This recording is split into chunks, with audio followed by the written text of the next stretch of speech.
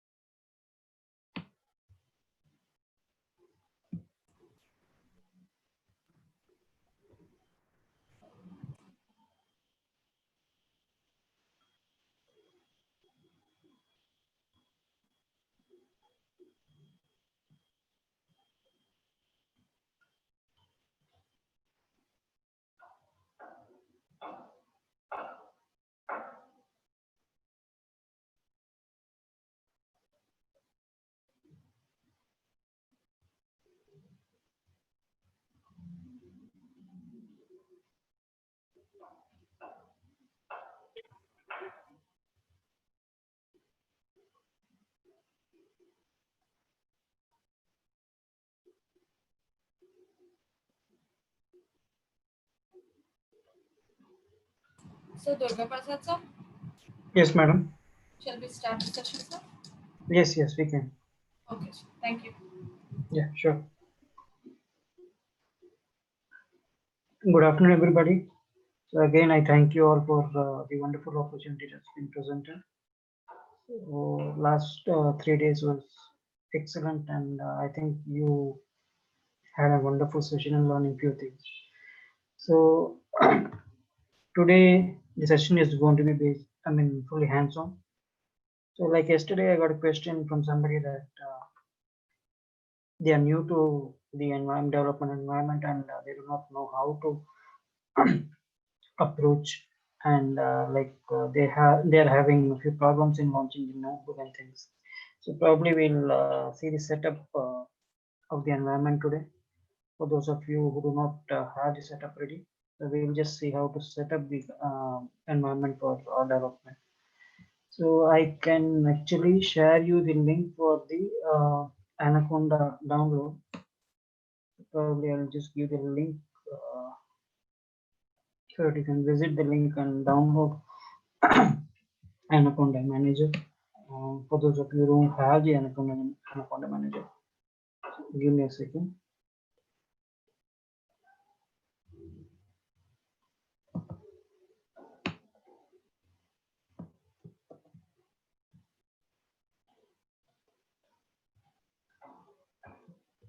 So I'll just put it in the chat box.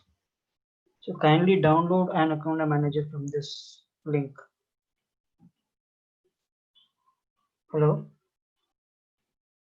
Hello, madam. Can you request everybody to download? Like what? Yes.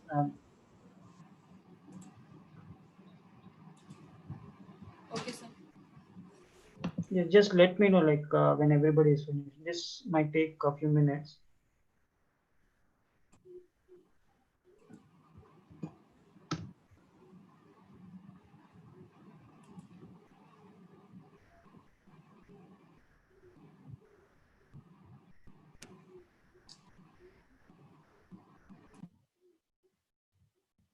So when you visit this link, so just go to this section where it says Anaconda installers. Okay. So like based on your OS, select the version of the Python. Okay. So like if it is Windows 10, 64-bit, just select this and try to download. So after downloading, we'll just see how to set up this.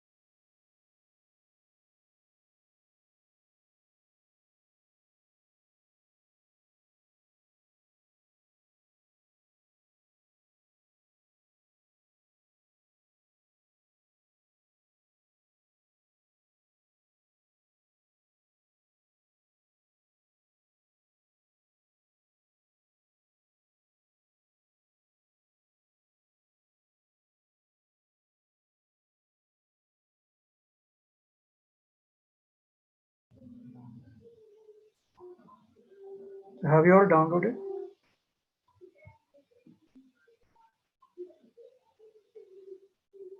Hello? Can I get some response?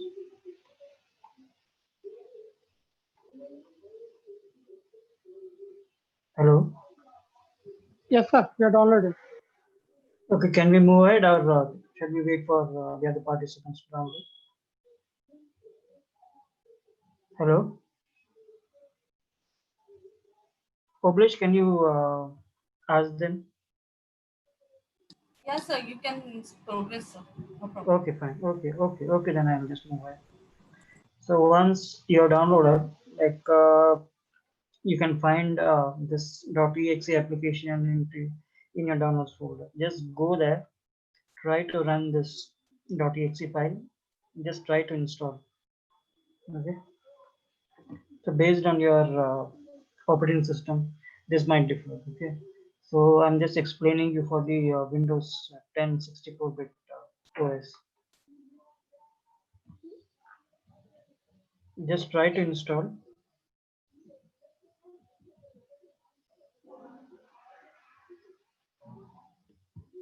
Okay, and just select a path wherever you want to install and try to install. And like it will ask you to add the Anaconda path to your environment variable. Just check this box. So once you get this message, okay, and try and then install it. Once installing, just let me know.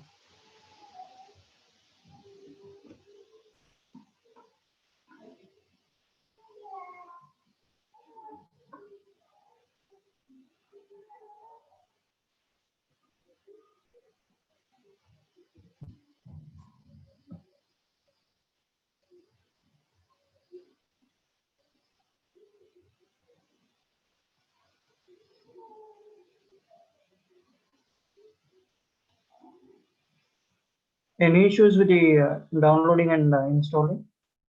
Can you let me know?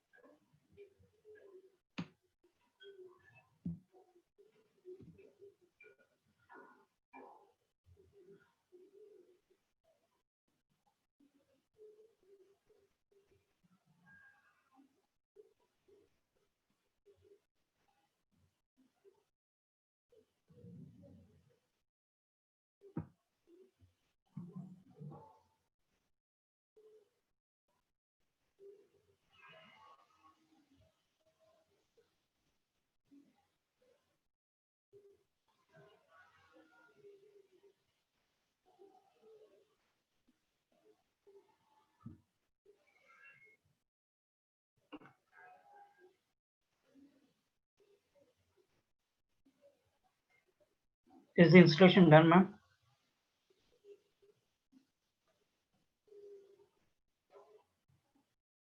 So, some of them are in progress, sir. Okay, okay. Yeah.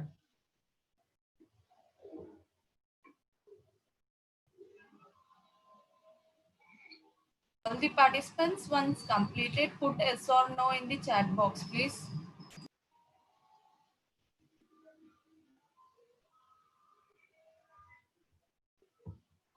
Someone has a doubt. Yes, please. Second download is asking name, email, but submit, and but after submitting also not getting. Sorry, I didn't get the question. Second download is asking name and email, but after submitting also not getting. Second download. So what is that download? Second download, I didn't get that. Okay, once you go to this website, so you should have this section, right? Anaconda installers. At So the DSSC school of FAI.com is there, na sir? Yes, yes. at that time. Okay.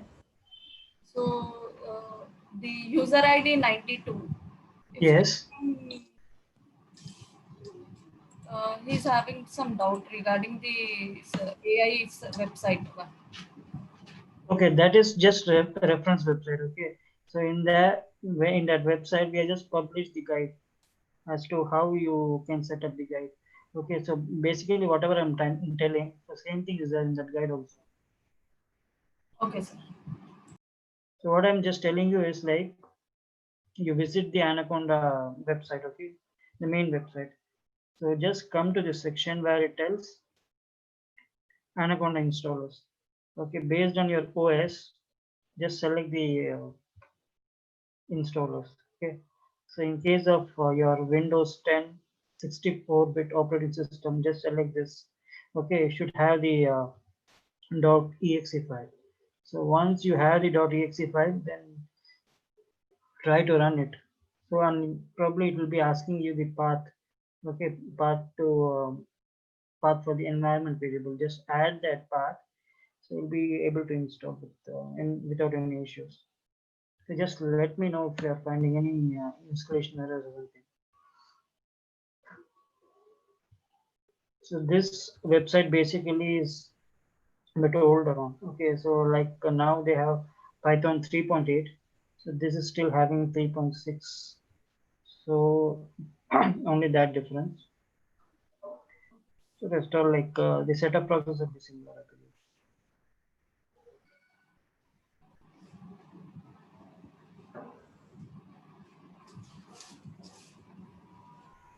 Hello, sir.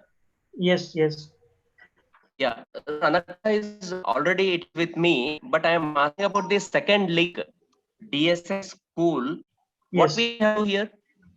So this is basically your setup guide. Everything is there. Like if you're finding any difficulty in following me, just refer this website. So where the setup, you have the setup instructions. Okay. So you can just refer this and try to download and install in case you are not following me. The same thing, whatever I'm telling, the same thing is there here also. Plus this has a lot of dummy programs as well. Like you can try out few programs after installation. Okay. Just follow the Anaconda instruction. Don't go to Python installation, Python standalone. Whatever instruction I'm giving is for Anaconda. Okay. So this you can see, like I have given the Anaconda setup over here. So what basically Anaconda is, how to download. So whatever I'm telling, the same thing is over here.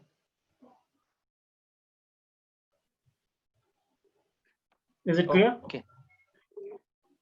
Yeah. But this is a Okay, bit sir. older. Thanks. This is a bit older. Like I think I prepared this guide last year. So I think the version might be different.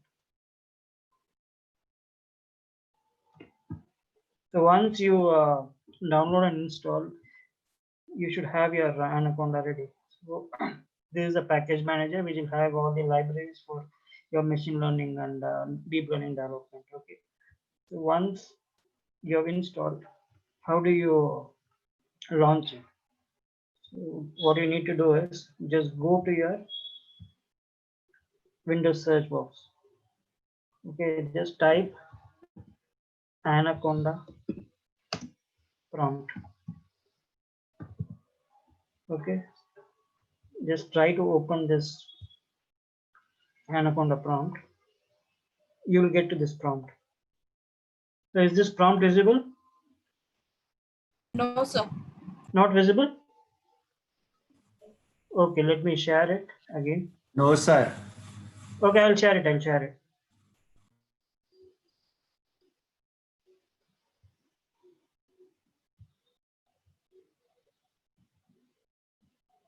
Now is the prompt visible? Yes, sir. Terminal window. Okay. So just go to your Windows search box, type Anaconda prompt, and try to open this. So once you say open, this will open up. So here you just say Jupyter Notebook. Okay. JUPYTER NOTEBOOK. Okay, and hit enter. Give me some spelling mistake. Just give the same syntax, okay? Everything in small case. And this is the spelling Jupyter notebook. Just hit enter. So it will launch your Jupyter notebook. It will take a few minutes, few seconds. Sorry.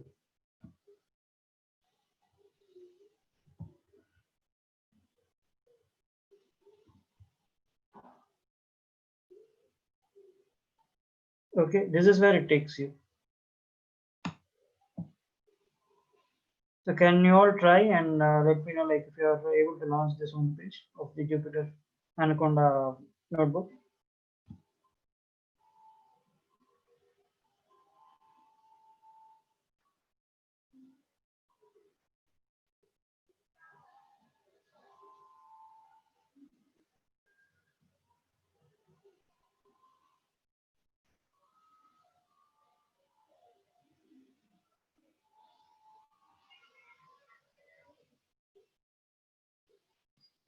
So someone asked you regarding Anaconda, Yes. whether it be used for classifying the sentence in web mining. Okay. So that is a different use case. Okay, like we need to work on that. I don't have any ready-made use case for text classification. So if that is required, then probably I'll have to work on that. And it, sir, it is accepting only 62 bits, sir. Sorry, 62? 62 bit is it is accepting only 62 bit. 62-bit. Means I guess it was 64 bit. It is asked in YouTube, sir. No, I'm not clear with the question. Okay, sir, I will mention that there. Okay.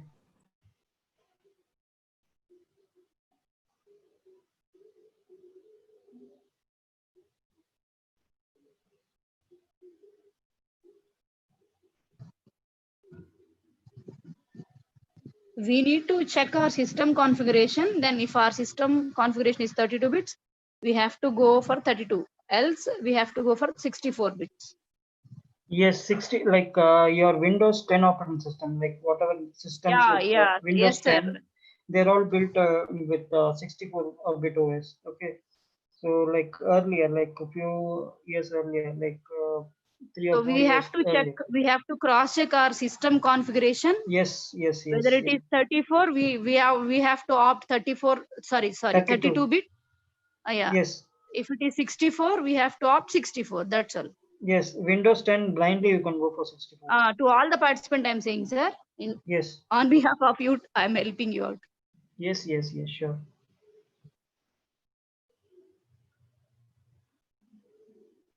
So are the participants able to launch this homepage of the notebook? So any issues, let me know.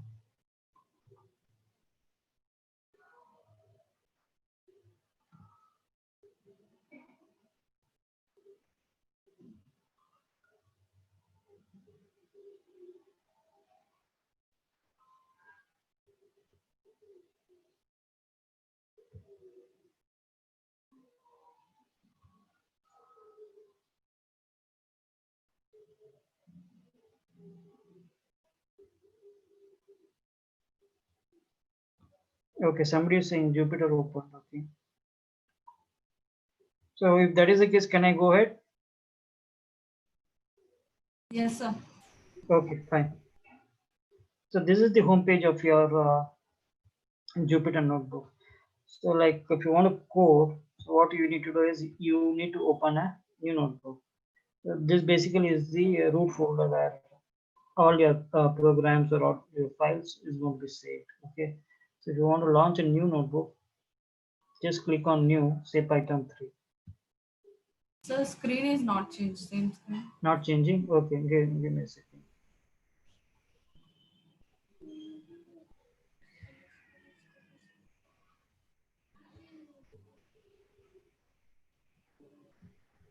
Now?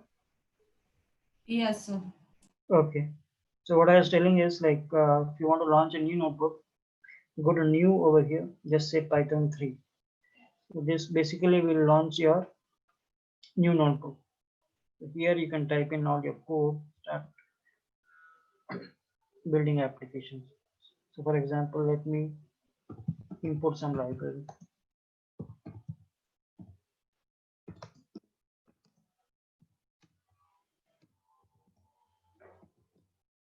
So just hit shift and enter. Okay, use shift plus enter for execution of this cell, or you can say run or whatever it is. So if you want to use a shortcut, use shift and enter. So this will execute your. Prasad sir, can you zoom a little bit? Yes, sorry, Zoom a little bit. zoom it. Okay.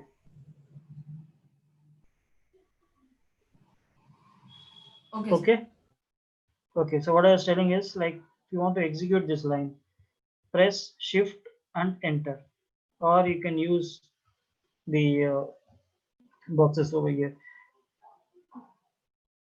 So once you hit shift and enter, so this should not give any error. If that is the case, your Anaconda is properly installed and you have all the libraries inside it. Okay, this Numpy library is being you can fetch the library from your the package manager, Anaconda manager, and start working. So if you are getting any error, just try to uninstall the notebook. The entire package. Try to install it again. So next time probably you'll be able to work with this. So just try this and let me know like if you're getting any error.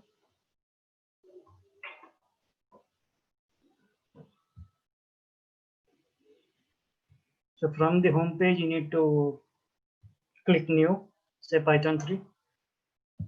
This will open up a new notebook for you. You can rename it here if you want.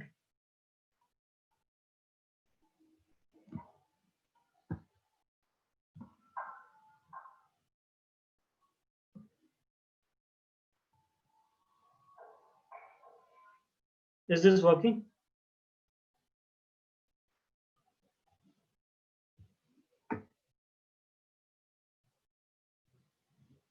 Hello? Yes, sir.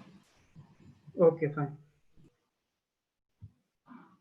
So then I'll start the hands-on, like if people have it, so I can go for the hands-on session.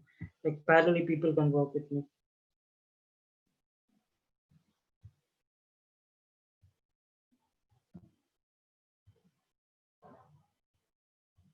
Can I go ahead? Yes, sir. Okay, fine.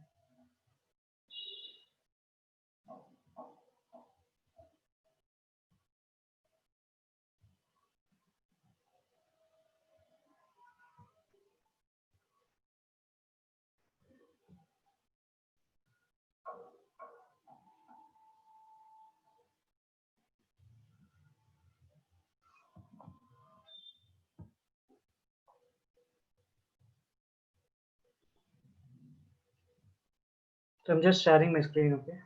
Give me a second. Okay, sir.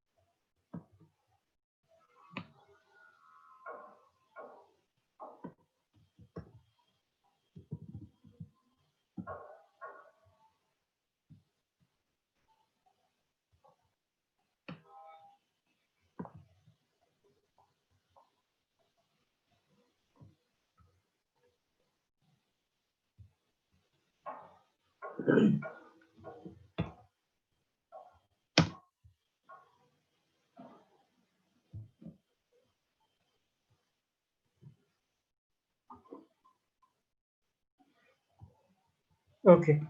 So like the first day we talked about all the Python libraries like Numpy, Pandas, Matplotlib, and Skype, right? So today what I'll do is like I will let you people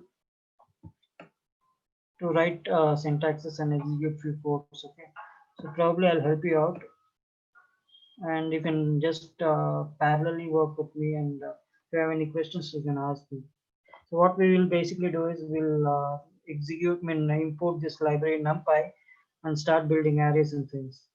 Okay, so let me get started with this Numpy. Okay, Numpy, as I told you, Numpy is an array processing library. It's a very powerful library which can be used in Python development environment when you're working with multi-dimensional array and such things. Okay, so you also have a few other libraries, but Numpy is much powerful when you're working with arrays, especially multi-dimensional arrays. So your images, videos, all these are multi-dimensional data set. So you probably will prefer working with Numpy when your data set is of that type, unstructured data. So let us see how Numpy is. You can create like we saw the other day, but let's get deeper into this. Okay, so if the participants are ready, like they can parallelly work now. Can you confirm?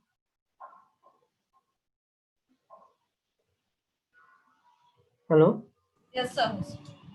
So can we go ahead? Can I go ahead and can they work in parallel? Yes, No? sir. They are working parallel. Sir. Okay, sure. Like anybody has any issues in setup? So they want to share the code in the chat box at the same time. Okay. Also, like I have put the code in the web server. Like we have our Yes, web sir. We have server. shared the So code. yes, I'll share the link from where you can download. Okay. So I'll just get the link. Okay. Let me stop sharing my screen and I'll show you how to download this. Give me a second.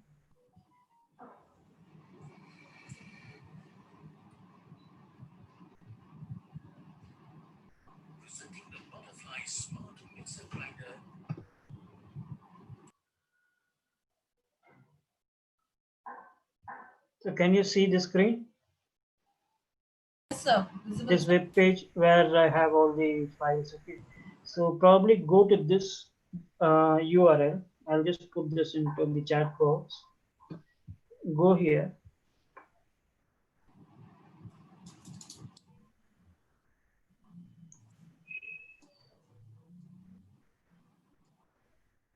How do I put this into chat box? Deep.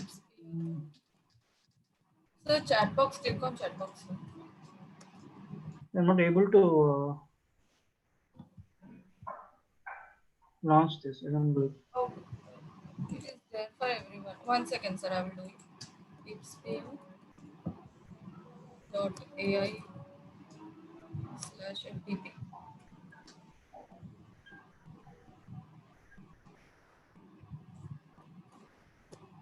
So done, so shared. Okay, so let them go to this website. URL. So there, what I've done is I put all the files. Okay, so the first day, like I discussed about the libraries like Numpy and Pandas, like all those libraries. So you can find within this folder called FTP. So if you go inside this FTP, so you should be having day by day materials. Okay, so whatever I discussed, it is there in day 2. So if you go to day 2, you should be having all those. So just download all these from this link. Okay, you should have the lab source codes. So if you are finding any difficulty, I can share this via Google Drive also. Okay, so you can download the entire folder. Here probably you'll be able to download only individual files, I believe.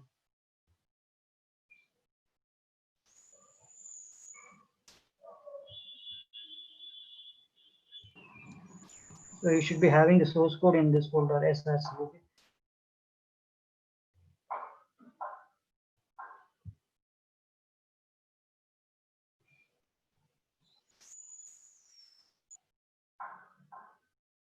Okay, you have all these files. Okay, so this is for Numpy.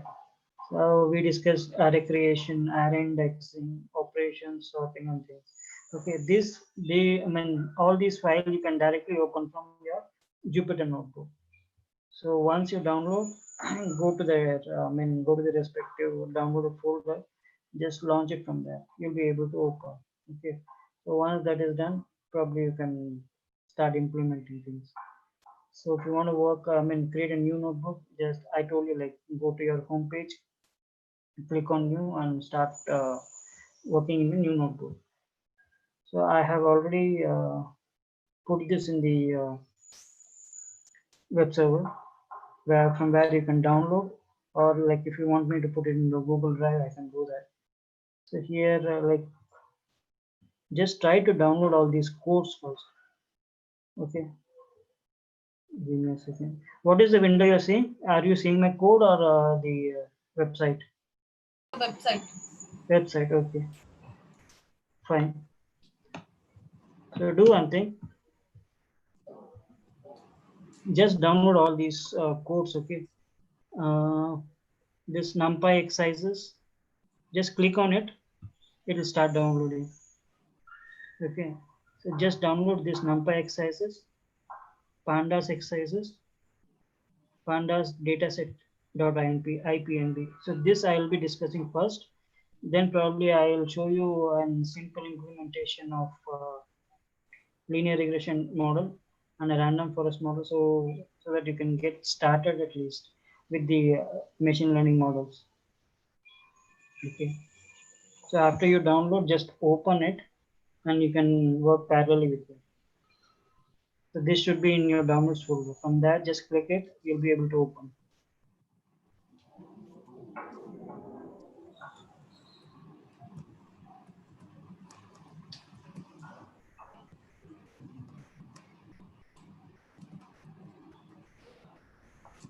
Just open this code, Numpy exercises.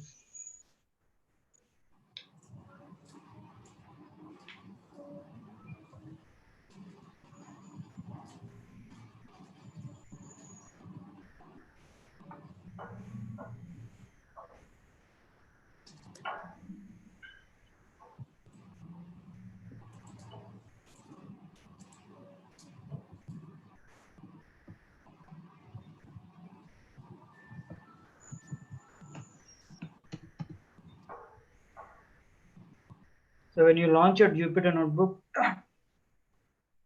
so you will be under tree. Okay, so from where you can go to your downloads folder.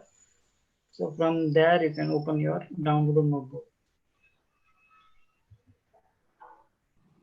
Okay, so here if you see, I have that notebook, Numpy exercises. So if you just click here, this notebook will open. Just open the notebook and we'll work in parallel.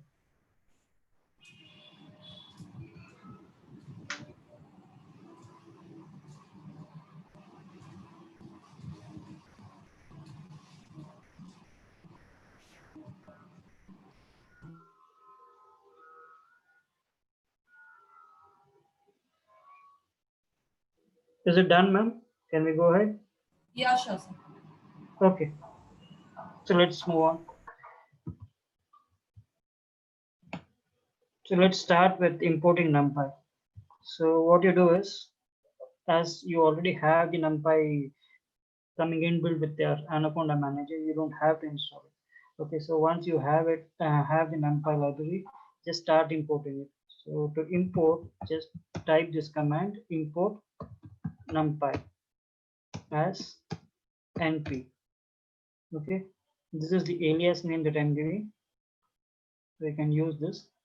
And after you type this, just press shift and enter. So when you press shift and enter, this should not give any errors. If that is the case, your NumPy has been imported and you can start working with the NumPy library.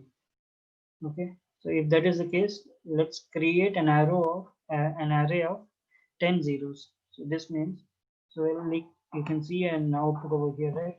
So this is an array where I'm creating 10 zeros.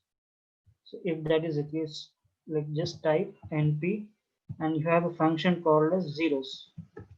Okay, and type to round brackets and press shift and tab. Okay, if you press shift and tab inside the round brackets, you should have the syntax, the functions to be written within that. Okay. Give me a second. I don't know why it is not popping up. Anyways, so if you want 10 zeros, just input 10. Okay, and press shift and enter. NP is not different. Okay. Now you should have this, right? So zeros is the function you use for getting 0 element. Okay, now I want 10 elements within my array, all to be zeros. So I just say np.zeros, and 10 is my number of elements that I want. So for example 20, you can put 20. So you get 20 elements, all zeros. Now say that you want all the elements to be ones. Again you say np dot ones and say 10. Should be having 10 ones. Same way, if you want an array of 10 fives, so what do you do? So you just create an array, just say np.array,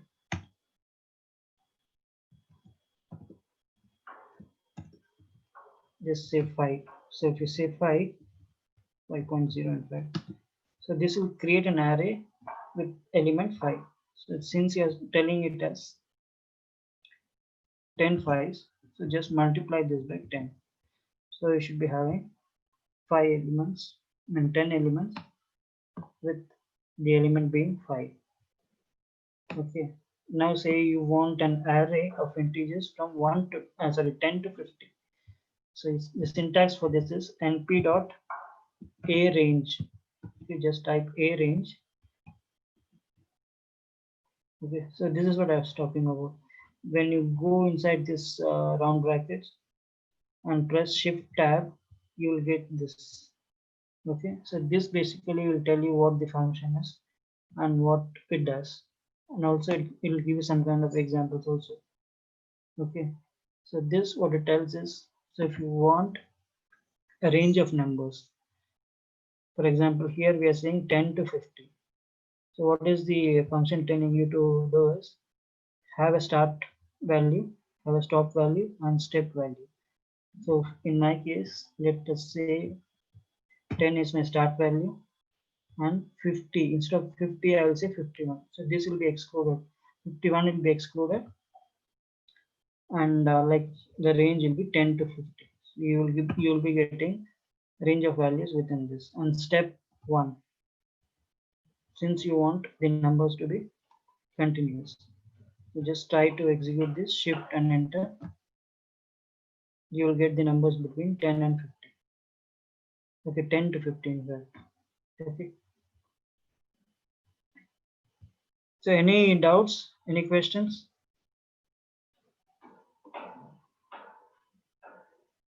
Hello?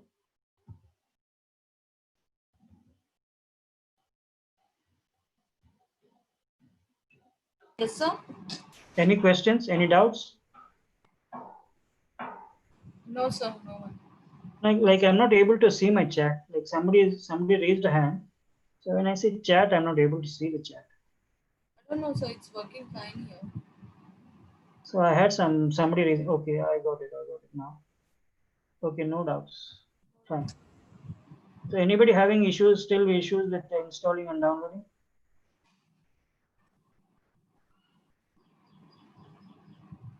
It's clear, sir. Fine. Okay, I'll move ahead then. Okay. Okay, now say that you want an array to be created with even integers. So now you said this, use the same range. Now you want even numbers, right? Just say 2 here. Okay, now it will print all the even integers between 10 and 50. Okay, So we'll go to the next one. Now you say create a matrix of 3 cross 3 with values ranging from 0 to 8. So again, you have this a range function, right? A range, and you're saying 0 to 8, 0, 9. Since you'll not get this 9, so you'll have to say, if you want to get a 0 to 8, you'll have to say 0, 9. You say that you get a shape basically like this. Okay, single dimension where you have just a single row. So I want 3 cross 3. So what I'll do, I'll just write this function called reshape. What is the shape? You want 3 rows, 3 columns. Just say shift and enter. Now we are getting 3 rows and 3 columns with all these elements. Okay, 0 to 9. If you say, you'll get 9 elements starting from 0 until 8. Now you want an identity matrix. So just type np.eye. EYE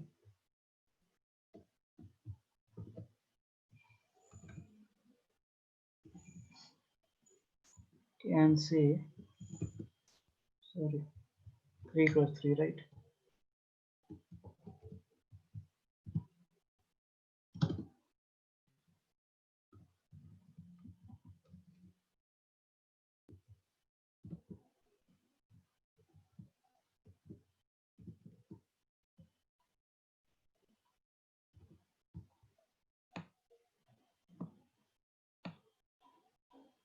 Give me a second.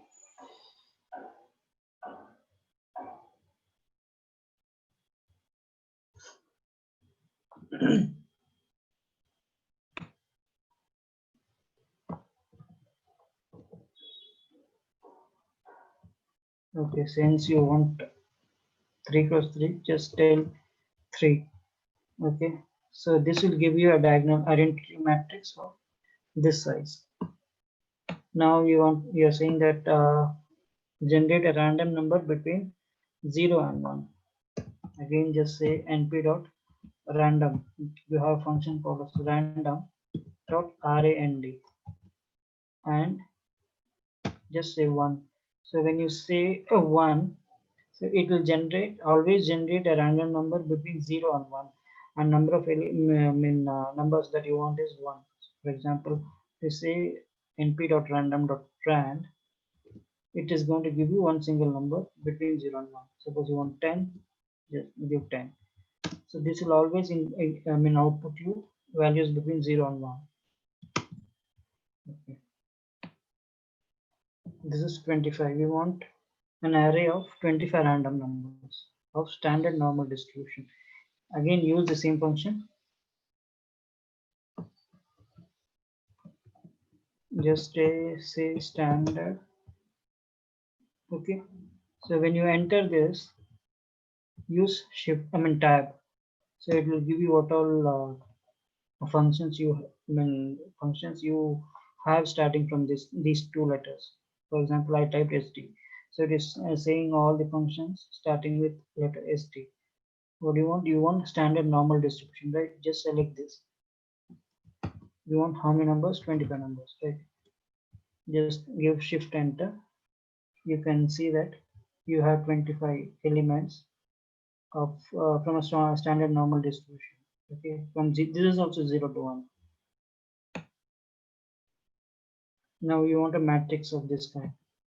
So what is the matrix size? 10 cross 10. And what is the range? 0.1 to 1. So what you do, you just type np.arange. And what is your starting value? 0.1.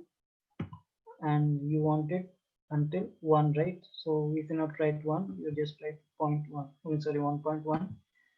And what is the interval? I'm just giving an interval of 0.01. Okay, so if you say this, you get a answer of like this. Answer like this. Okay, you want it to be of this shape, 10 cross 10. So if you say reshape, so it is going to reshape you into a matrix of this shape, 10 rows and 10 columns.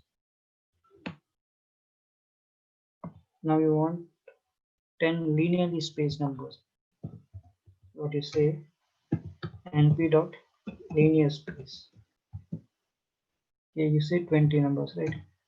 0, 1, 20. So this will output you 20 linearly spaced numbers, equally spaced numbers between 0 and 1. This is slicing and dicing. Okay, say you create a matrix array, an array, and you choose a particular element in this array. So that is called as in selection. So how do you slice this array? You basically index. So other day we spoke about indexing. So indexing is nothing but position, giving positions to each and every element in your array. So now say you want to create an array of this shape, and probably you want to slice the array. Okay, so what to do is like create an array, just say a range, and what is the range? 0, 26. Okay, and what is the shape?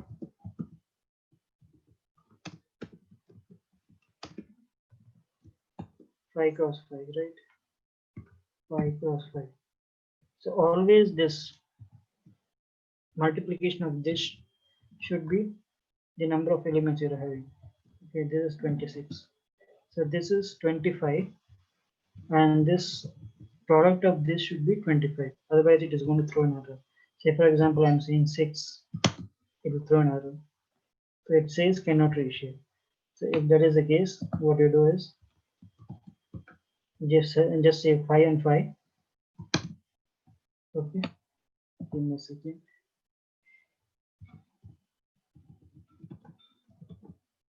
Okay, 0 and 25. Fine. Or you can say 1 and 26. So between 1 and 26, you can see there are 25 elements, and the shape is 5 cross 5. Or you can say 25 cross 1 also. So always the product should be 25. So it is going to give you an array of shape 25 cross 1. You'll have 25 rows and one single column. Let us take it to be 5 cross 5. Okay, now that you have an array, you want to slice some kind of element, like you want to pick some kind of element from this array. So what you do, like say here I want number 11. Okay, so when you see this array, let us give a name to this. Say array.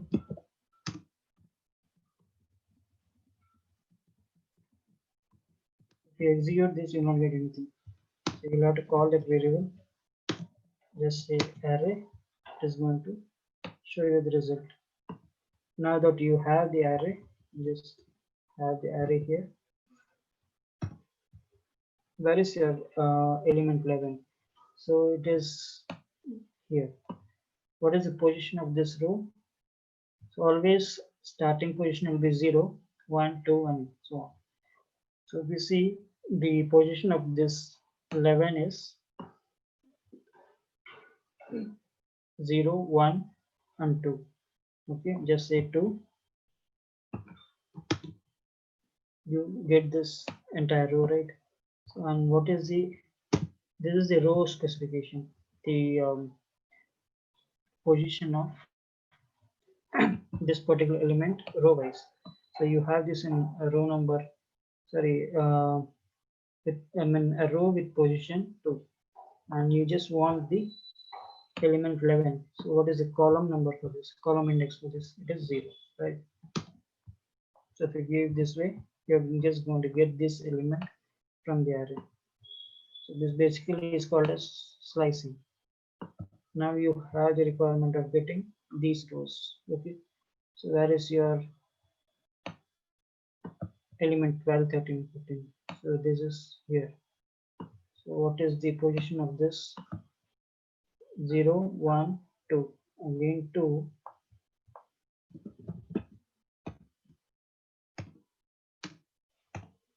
When you say 2, sorry, 2 from 2 to, when you say 2 colon, okay, so it will go until the last column, last row, because you're not specifying anything over here. So it will take 0, 1, 2 from 2, 3 and 4. Okay, so it goes to, it gives you row number 3, 4 and 5. Okay, with index 2, 3 and 4. Now you want 12, this, all these, you want to leave out this, right? So just specify the column position. So column is what? This starts with 0, this is 0, this 12 is 1, and say 1 colon. So when you say 1 colon, it is giving you this result. That is what you want, right? So this is the matrix you created, so the array you created, and you are getting this particular slice of the array.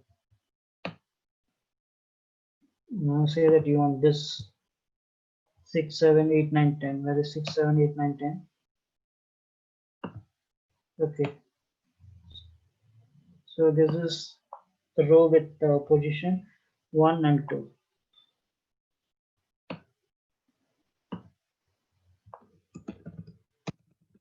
Just say array. What is the position? 1 and 2, right?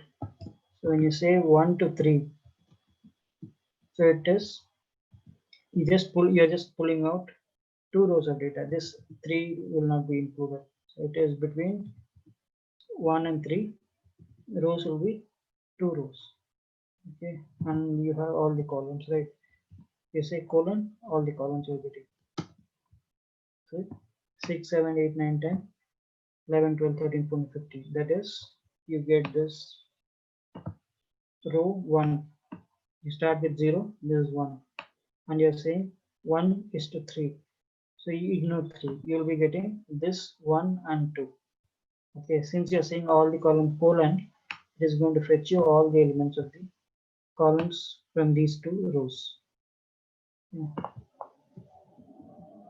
Now let us see how to calculate the sum of the values in the matrix. If you have this matrix that you created, say that you want the sum of all the elements of the matrix. So what do you say? You say just sum, this is the function, and it gives you the sum. Okay. Now we want the standard deviation. Same way, just say array dot std. Okay. This is going to give you the standard deviation. Now we want to get the sum of all the columns in the matrix. So what you did, you created a matrix. Okay, these are the elements. Now you want the sum by columns. Sum of this first column. So what is the first column sum? 7, 18, 34, 55. Okay. So how do you do that? Just call the array. Say sum. So when you want to have the sum by column wise, so there is a function. There is a parameter that you say, okay, axis. So when you say axis is equal to none and say sum, it is going to calculate you the sum based on the rows, not the column. So if you want this sum to be column wise, say axis is equal to 0. Okay, when you say axis is equal to 0, 0 represents your column basically. Okay, when you say 1, it is going to calculate you the sum based on the rows. Okay, this is what you get for the rows, and this is what you get for columns. Okay, 55, 60, 70 and 75, you can calculate this.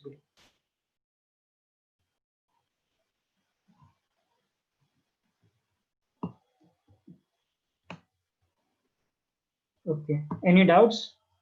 Anybody having any issues in working in parallel and getting any result? Somebody raised a hand.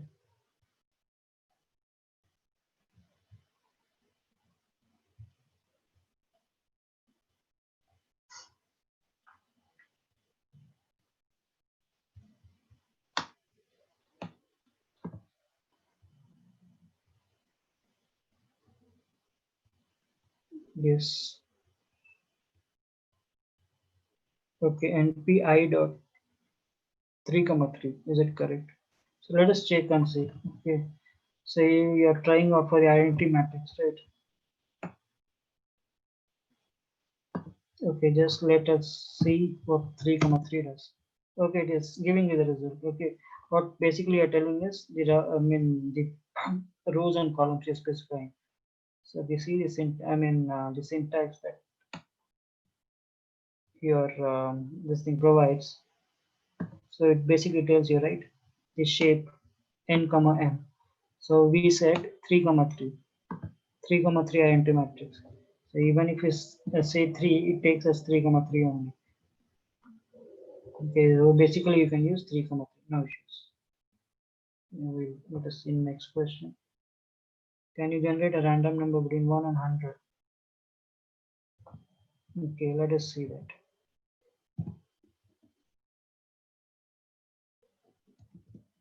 Yes, you can. Yes, so if you want between 1 and 100, say 1 of 1. Oh, see. So this is again giving you between 0 and 100 elements. So let us see the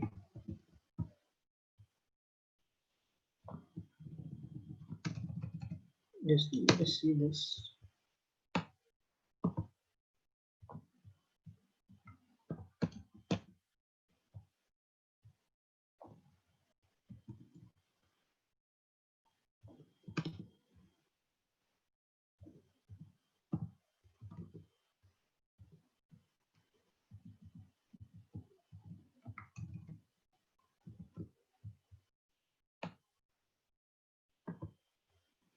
Okay, there should be a function to generate numbers between 1 to 100. So I'll just check around and I'll let you know. Okay, so this function basically will generate numbers between 0 and 1 only. The number of elements is 100 over here. Since I gave 0, 1, not 1, we can generate. So I'll let you know then.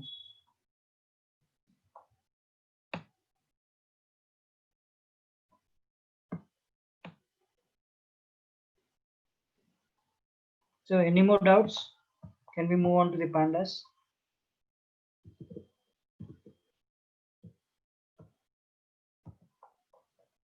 Yes, sir. No one. Okay.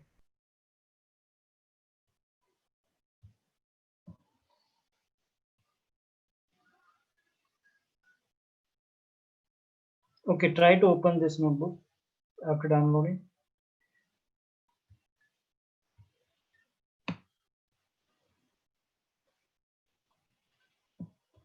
Okay. So pandas basically, I told you what is pandas. Pandas is a library that comes inbuilt with your Anaconda package for data manipulation and data analysis. Suppose you're reading a data set from your file or databases. So you can basically get that into a data frame, okay, which acts like a table. From there you can slice and dice. Okay, you can now get your specified rows and columns, then start manipulating the data frames. You can add data frames, two data frames together, concatenate, merge, whatever you want. Basically what you're doing is you're playing with the data. Okay, so also like when you have databases, in real world scenario, you don't just get the data, get the data just from the files. So there will be file systems, there will be databases. So there will be a lot of data sources. So everything you need to integrate. So if you have 5 data sources, file, and you have databases, you have file system, then some other data source. So 5 data source, you will get 5 different tables. So everything you put together in a data frame, then probably you integrate them. Okay, then start building your training data. That training data goes to your model. The model learns the patterns. Then you will go for testing the model. So that is what happens in real scenario. So here, if you see, let's see how Panda is going to, work for you, and like how can you create a data frame and then start, splitting the data into rows and columns. then merge, concatenate, do all those things. So let us see. So here, first, if you want to import the library, just say import pandas as PD, as we saw in case of Numpy. We said import Numpy as NP. So here you can use PD. Okay, so just try this. Import pandas as PD, just execute. So this should execute without any error. Yeah. So it gets executed. Yeah, that means pandas is working and can move ahead. So let me create some data. So I'm not getting it from file or anything. So I'm creating a data on my own. Okay. So you can also try getting it from file or something. So here, just to make things simple, I have manually created a data set. Okay. So this is a list where I have 3 elements. Okay. So when your data is single dimension, you create a data like this, a list like this. It is called as data series. I mean series. Okay. Your series will always have data in single dimension. Okay. Here you see 10, 20, and 30. So this just has got data in one axis. So this we will call it as series. You are creating a list from the list you're creating a series. Okay, just try this. My data is my data and put all the elements, these elements in a list, and just pass that list into a variable called as here you need to pass this into this field called as data. Okay, so even if you don't say data, so this probably will get executed. So it considers this as my data. Okay, and builds a data frame out of it. So if you want something like this to be built with single dimension, use series. Okay, now say that you have created a series and you want to label this series. Since you don't have any labels when you created a series from your list, okay, just say labels, then declare a variable called labels and put the labels in a list. Okay, and then just pass the labels. Okay, where you say this index is equal to labels. So, and also you're passing your data that you created from the list 10, 20, and 30, and the labels you're just passing that you created over here. If you say this and execute pd.series and you have your data, now you have your labels, just say enter. Now it is going to take your labels. So before in this case, the first cell we saw that you're just creating a data, I mean the series from your list of elements. You're not defining labels. So here when you define the labels to ABC, so your series takes the labels and labels your series to be ABC with the elements being 10, 20, and 30. Now let us see how you create 2 different series and add them. So when you add them and put it together, so now it becomes 2-dimensional data. Okay, now you have data along 2 axes, okay, x and y. So that is basically called as your data frame. Okay, say you create a data series of this form. Okay, you have elements 1, 2, 3, and you name it as Mumbai, Bangalore, and Delhi. Okay, similarly, you create another series and you have these elements. So let's add these two. Okay, series 1 and series 2. See, you get a result like this: NAN0, NAN0. So when you're adding, for example, in this case, you have Mumbai. Second series, you have Mumbai. Since it finds Mumbai in both the series, it adds both the values. Okay, you have the elements to be 1 and 1. So from Mumbai, it takes these 2 values, these 2 elements from these 2 series and adds it up. For Bangalore, you don't have anything. You just have the element in this first series. You don't have anything here, so it could not add elements for Bangalore. That is why it is inputting you NAN. Okay. For Kolkata also you don't have anything, and Delhi 3 and 3 it is getting added into 3. So this basically, when you add up, It is called as a data frame. Okay. Now let's create a different data frame, okay, called df1. So function for creating a data frame is pd.dataframe. Okay, just type data capital F frame and just press shift and enter and see what parameters you need to pass. Okay, it needs data first. Okay, if you don't pass any data, it will create an empty data frame for you. Index, you can give the index. Columns, if you say, you can give columns. And data type, if you want it to be your data to be element integer or float, you can define that also. So here if you see, like what I'm doing is I'm creating a random number, okay, of this size, this shape, okay, 5 rows and 4 columns, and I'm defining the index, and also I'm defining the column names. Okay, this is the index A B C D E, and this is this is the column name. So if you're getting confused, just say index, just say columns, and you say this to be data. Yeah, and execute this. So this basically creates a data frame which looks like a table. Okay, now let's create another data frame called df2. Same data frame with different random values.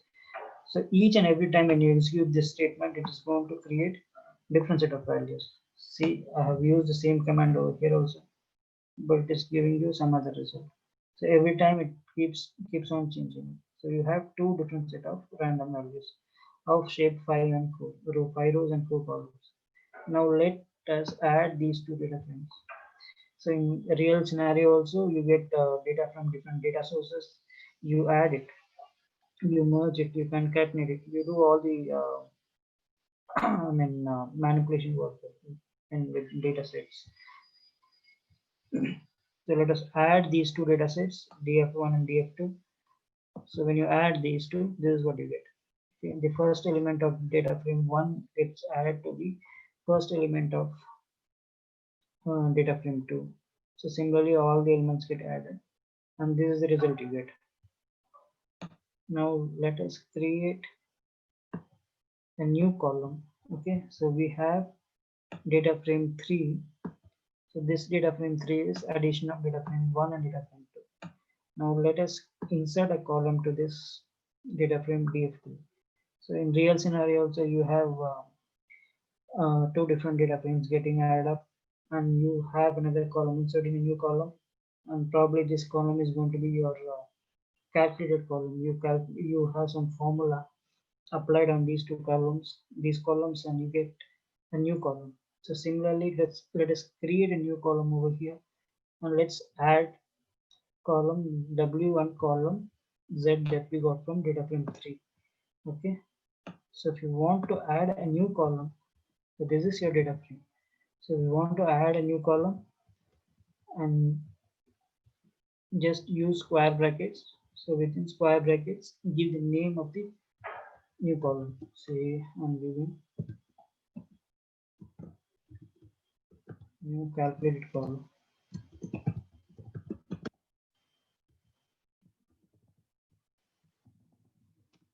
You can give any name.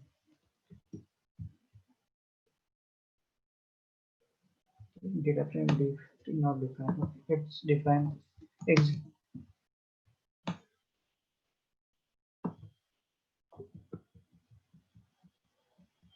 Okay. Now you see the name of the new column. Let us put it back to W.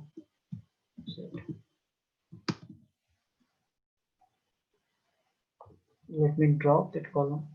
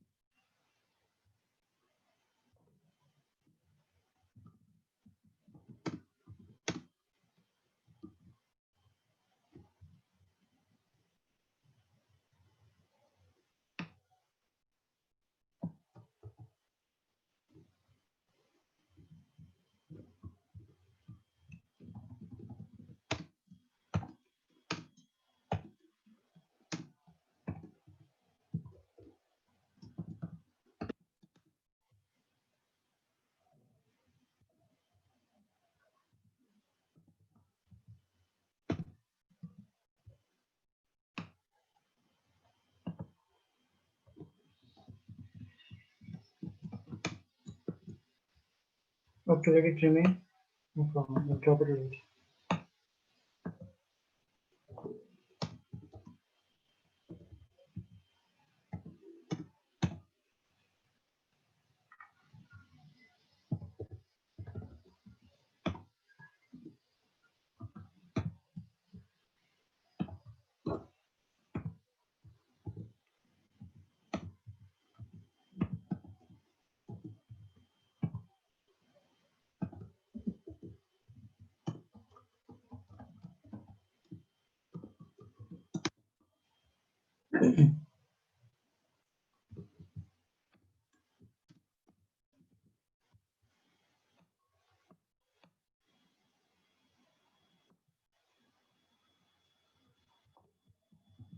Give me a second.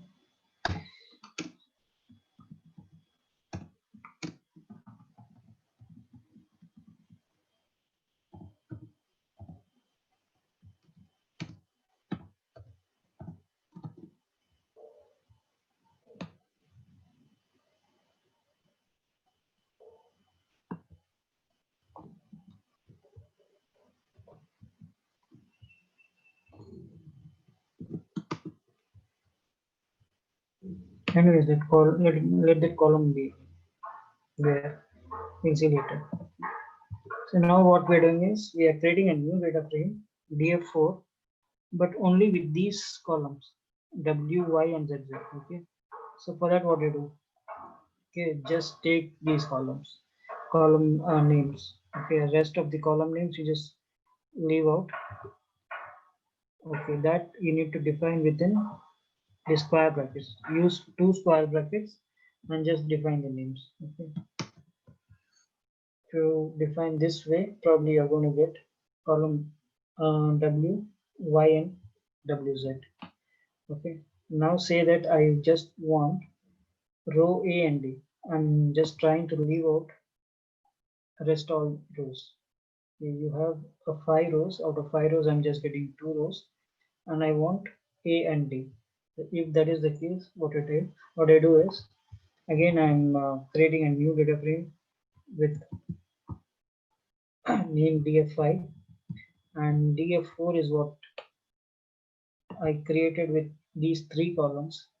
Okay, from this data frame, that is table or something, you just get this. Okay, 2 rows of data. So what I do, I use 2 columns and 3.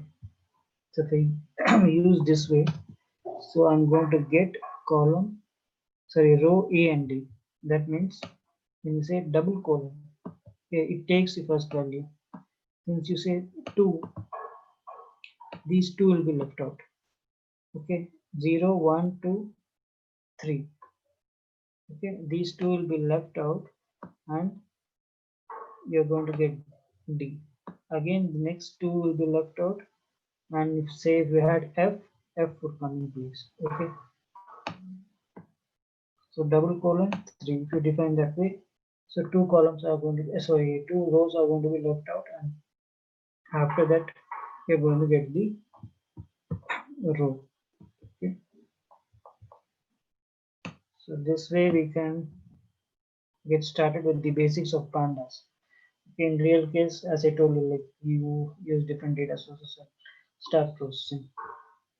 Okay, let us see one good example with some kind of data set. Okay, let us just open this data set also, like download from the link I gave you. Open this notebook.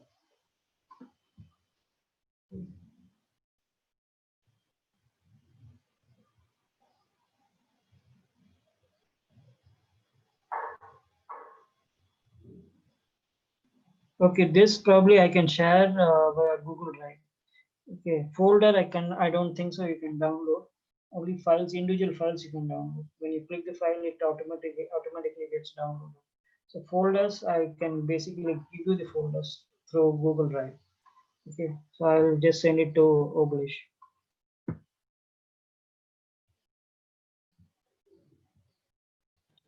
Yes, sir. Yes, sir. No problem. Yes, after the session I'll send you. Okay. Okay, sir.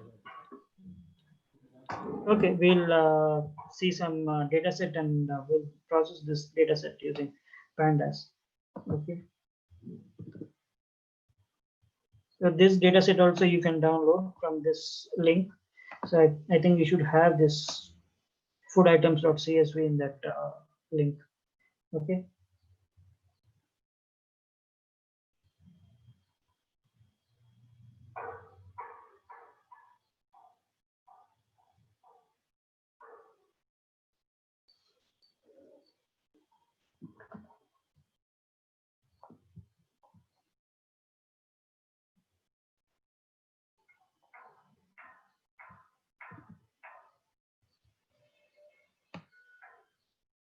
Okay, let's see how we can process this data set.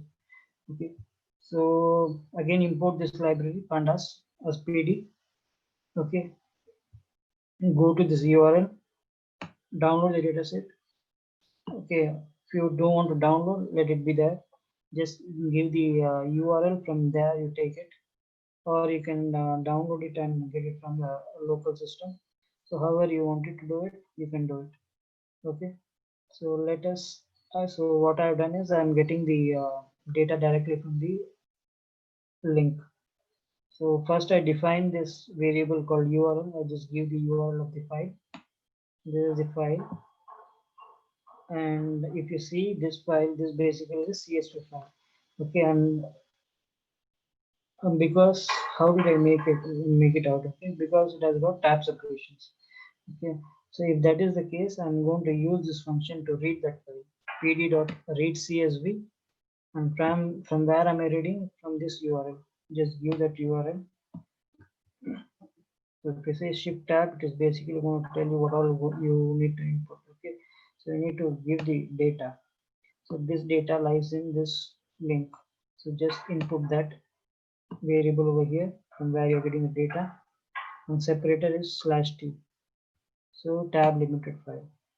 Okay, and if you want to print the first few lines of the data, just say the data frame name dot head and square brackets, I mean round brackets. So it is going to give you the first 5 rows of your data frame. So data frame that you're creating is labeled as food underscore orders. This probably we're going to process. Okay. Let's say we want to see the first 10 entries. So here we saw first few entries, that is first 5 entries. When you say head and round brackets, you don't define anything within that round brackets. Now you're saying that you want to see first 10 entries. So if that is the case, just input 10. Okay.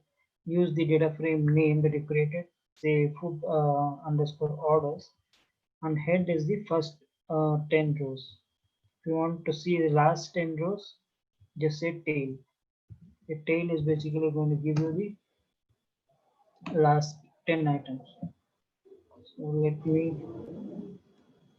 get this tail. Okay, so if you see, I have 4,621 rows of data.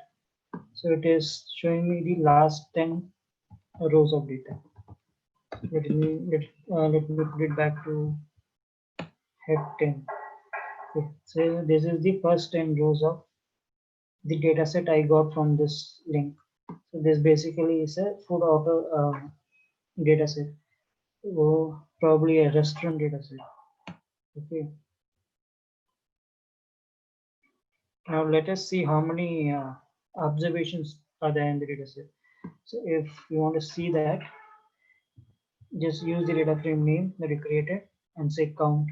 Count will basically give you the number of items for each and every column. So if you see the order ID column has got 4,622 records. Quantity is there with these many records. Choice description has got 3,376 records. Rest are blanks. It has got missing values. Okay, item price, if you see, for all the items you have the price. So this basically gives you the number of records in your data set. And let us see what is the number of columns in the data set. Okay, so again use the data frame name, and shape will give you the number of rows and columns. Okay, so when you say 0, it is basically indicating the number of rows. So if I say this, it has to put, it has to output 4622, right? So this is the number of rows you want. If you want the number of rows to be shown, just say shape and square bracket 0. If you want number of columns, just say 1. You say 0, you don't say anything, just say shape. It is going to give you both rows and columns. So since we want the number of columns, let's say shape and 1. So this is the number of columns. And if you want to see all the columns present in your data set, just say data frame name dot columns. So this is going to give you all the column names. And let's see how the data set is indexed. So as I told you, when you get a data frame from a file or from anywhere, so your Pandas library automatically indexes that. You don't have to index it. So if you want to see how it is indexed, just call this function called as dot index. So dot index is going to tell you what is the starting point of your index, the ending point of your index. So if you see the difference, this basically will give you the number of elements in this data set. Okay, 4622 elements. Let us see, we want to see the most ordered item. Okay, so there's a column called as choice description. So this which basically tells you the actual item name. For example, you see here is the item name is red chili salsa. Okay, this is the item. So for example, if you want to see what is the item that has been most ordered in this column choice description, so what you do is just give the data frame name again, dot the column name, and a function called as value underscore counts. Okay, so if you say value underscore counts, so now it is going to pick up all the item choice description from this particular column, and it is going to give you, say for example, I execute this, it is going to show everything. Okay, it is going to give you everything, and I just want the most ordered item, right? So if that is the case, let me say head 1. So I just want the most ordered item. So if I say head 1, so it is going to see me the item with most ordered count. Okay, so this will be sorted by the library itself, and it is going to give me the maximum item that has been ordered. Maximum time an item has been ordered. So Diet Coke, if you see, it has been ordered 134 times. Okay, when you don't say anything, it is going to list everything. So if you want to say 5 items, you get the top 5 items ordered. Okay, so all these are kind of analysis you do on your data set. You find, you just see how many missing items are there, and what all columns you have got, and what columns are relevant, and everything. So Pandas basically allows you to do these kind of analysis, manipulations we saw, adding columns, deleting columns, creating data frames, merging and concatenating. Probably you can try out. Okay, so these are things we can do with this library, and it is very useful library. Since we said most ordered, just say 1, head 1. Now let's see how many items were ordered in total. Okay, so for that we need the sum, right? Sum of the quantity. So if we say take this column quantity and sum it, this is the number of, you get the items that were ordered in total times.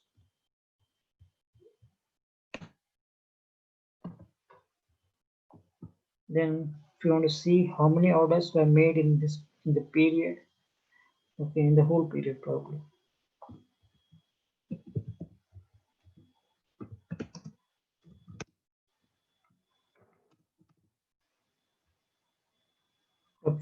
So for that, you take this column order ID and again use this function value underscore count.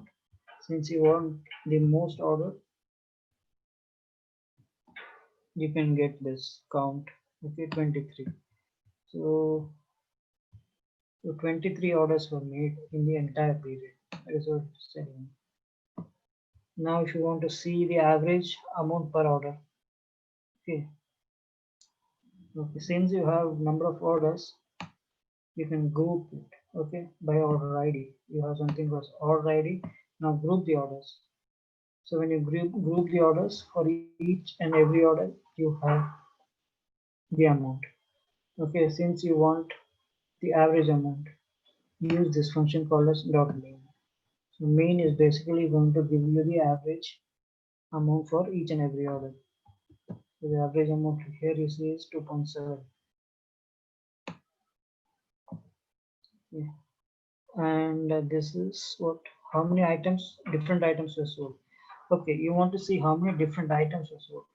Okay, so you can use this column item name. Again, use this function value counts and say dot count. Let us see what is the count.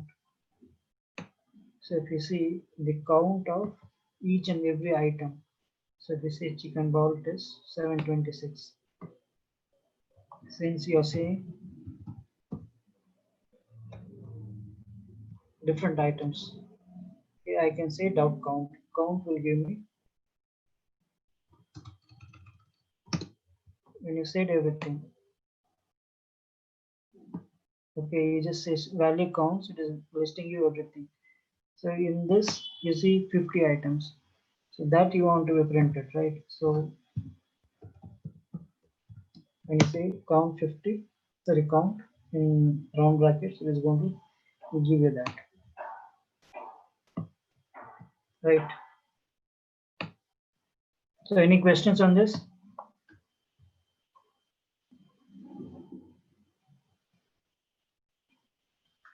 Hello?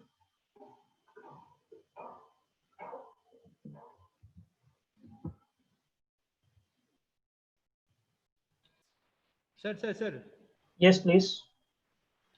Tell me, sir. Yes, please. Yes, go on. Sir, this is a Wobbler, sir. Any problem, sir? No, I'm asking you any questions from the participants. Okay. No, I'm just asking the participants. Okay. So any questions, people can come up and ask.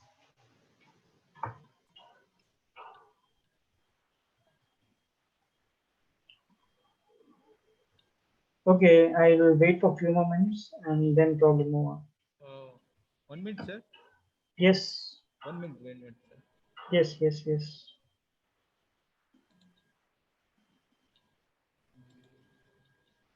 Hello, sir. All the participants already are given Yeah, the money. suppose if I want. Yes, please. Sir, Sir, your voice is not audible. once, sir, I missed it. Hello, sir. Yes, please, Yeah. one at a time. Yeah, if I want to do any kind of operation, What kind of operation?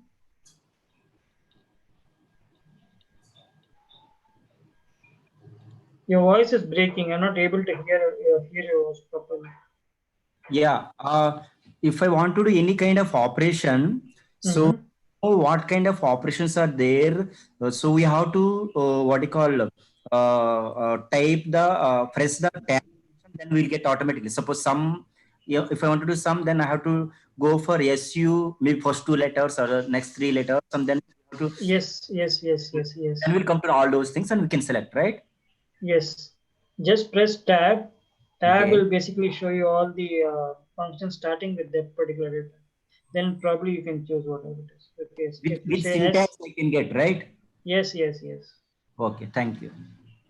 Okay, and when you say shift tab within, like I showed you, right? When you say pd.read CSV or read Excel, and within round brackets, you say shift tab, shift Okay. and press tab. Okay, that will basically tell you what are parameters to pass. Okay, Okay. tab is getting all the functions. and shift tab is within that function what all parameters you need to pass. So those information you will get. Okay. Thank you, sir. Okay. Yes. Can you show us how to filter? Now we have this, right? Chips and fresh tomatoes, tomato salsa, and then you will have something else. So I just want anything that has tomato in it. How do I filter just that? Okay, should be able to filter. Like I have Coke, Diet Coke. Okay, So I want okay. all types of Coke. That Okay. kind of. So you can use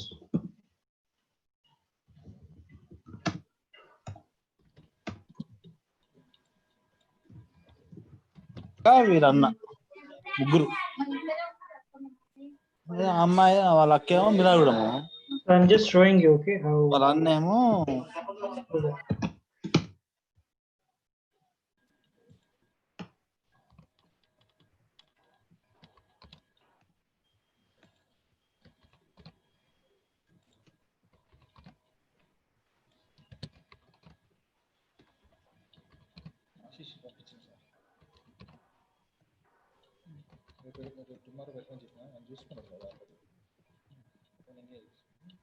ఈయనైతే చిట్టింగ్ రాసిచ్చాడు ఏమేమి చేసుకోవాలి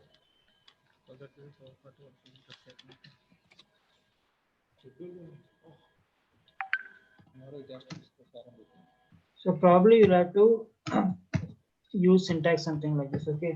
So I forgot the syntax. Probably you can try out. What you do is you take the data frame, you pass the column name and the filter values. Like for example, what you have here, you told something called tomato, right? So just pass that those filter values. Okay, you'll be able to get it. So I'm not familiar with the syntax. Probably you can check in website and try it. Okay, use the column name and the values you want to filter. Okay. Okay. Thanks.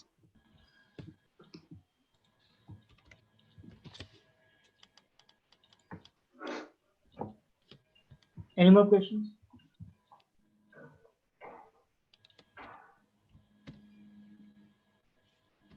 So can we move ahead? Sir, excuse me, sir. Yes. Yeah, sir.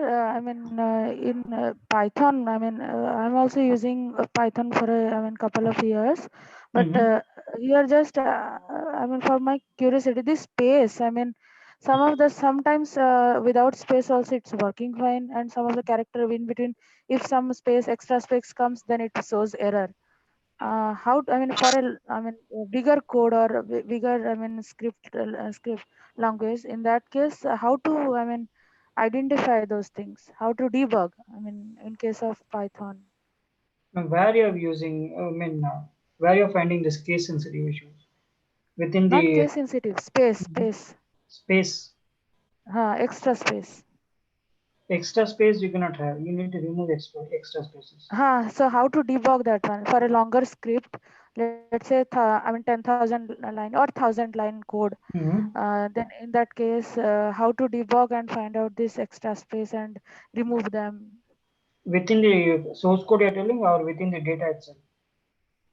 Within a source code, sir. Data space is fine. And always we can remove them by cleaning or preparing the data time. Yes. But in the source code, in the code itself. Code you'll have to do it manually. Code you'll have to do it manually. Yeah, there's no option. Okay. Yes, data, as you said, you can do data cleansing. So I thought any shortcut key or any shortcut method to find out easily, quickly, to debug this kind of thing and remove this error immediately. Code, like if you say spaces, I don't think so it will give error. So for example, see here this syntax. So without space, I'm executing to executing. Now say let us give me few more spaces. So it is not throwing me an error. I don't know in what case in your. So let's say here also sometimes space you are giving in dot columns in this script. Okay, food underscore orders dot columns. So if you give dot space columns. No. You cannot have space. You cannot have space. So by mistakenly, sometimes Okay, while here. you're, Okay. So in case of Jupyter, like you can have it, right? So edit, you can replace it easily, right? Find and replace. You say, so you have space and dot, right? So replace with, just replace this with dot. So this will replace everything. so this is search options, right? By Yes, using yes. find and replace here. Yes, So yes. suppose you have 100 or 1000 line codes and This will when work, every right? time. Even if that is the case, search and find and replace will work. It will work. Just try out, it will work. Okay. So I mean, just an example I'm saying. Let's say, suppose some other, I mean, in practical scenario, let's say item underscore name, then you have some space or after or dot. I'm giving one example, but some other scenario it is also there. Then in that case, this find and replace will work. I'll have to check even. It will work. It will work. Or if you like say that in Jupyter notebook it does not work, you copy it into some notebook or something where it has to work, right? Or Word or something, MS Word. So where it will 100% work. If it does not work here, it will work there. Then copy it from there after replacing. Then paste it here and try to So, execute. okay. Sir, and one more thing, I mean, I'm using Spider for offline analysis, and Jupyter is also, I mean, for online executing the code. These days, like Microsoft Azure is also their notebook, and Kaggle also notebook providing and all. But sir, Python independent, like Spider is IDE, but today you have shown like Python. That link you have shared, no? This deep. Okay. No, that is actually the company's website link. Okay, there we have published everything. Deepsphere.ai. In that, I have found like Python only instead of like Spider and all. Python also it is there. I mean, it is also more or less similar like Spider, or it is different. No, see, Python in the sense it is standalone. Okay, it does Sir, not come with. Spider is also like it is standalone. No, it is No. different, or What I'm is it? saying, see, Pyder will come inbuilt with Anaconda. So Python is standalone. When you use Anaconda, it's a package manager that will give you Python as well as Spider. Yeah, Spider. sir. It is. I mean, Anaconda Navigator only. You will have all these like. Yes. Uh, So if you see in real scenario, you will not be using Jupyter Notebook. Jupyter Notebook is just for line by line execution. You will get to understand how each and every line gets executed. You can see the results. But in real case, it is not like that. You use Spider, okay? Or there could be some other IDE also. You have Sublime Text, you have PyCharm. There are a lot of IDEs, editors. Okay, you use them. Sir, their file extension also .py. Yes, py.py. Okay. Then the same Python standalone also execute in Spider, right, sir? Everywhere it will work. If it is .py, Python extension, it will work everywhere. So, but Jupyter But has you have to file extension is different. Now here also Py you can save it, right? Save file, and you can save it as. Save as .py. No. For example, not save as. Download as .py. So you can see here. Same code you can download as .py. So by default it is IPYNB, but you can download the same thing as .py. Okay, but sometimes it happens a .ipynb. No, I mean, Jupyter Notebook codes that is is not executing in Spider. That is by default. Okay, by default IPYNB, but you can also download this as .py. So if it is .py, py will work everywhere. Spider or your standalone Python or PyCharm or Sublime Text, whatever it is, .py will work everywhere. Universal. Okay. Sublime Charm also it will work, na sir? Yes, Sublime Text. Okay, sir. Okay, thank you, sir. Thanks a lot. It's your session is too much. I mean, informative for me. Thank you, No sir. problem. Any issues, just contact me. Yeah, sir. I have your mail ID. I'll definitely Oh, drop you a mail. Yeah. Thank you, sir. sure. Thank you.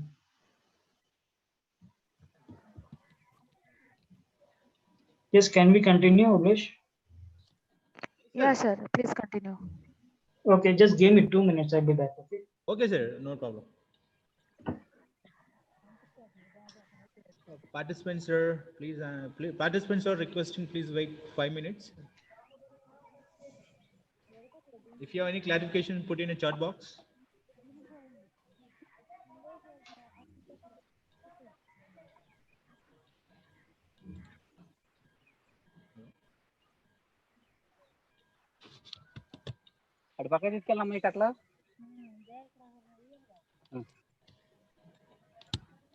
Hello.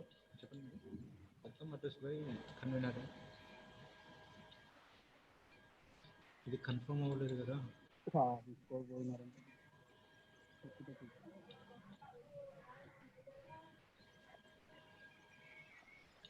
Tomorrow is the last day. Hello. Yes, sir. Tomorrow is the last day. Yes, sir. Tomorrow is the last day. That too, by 2 o'clock, it will be wind up.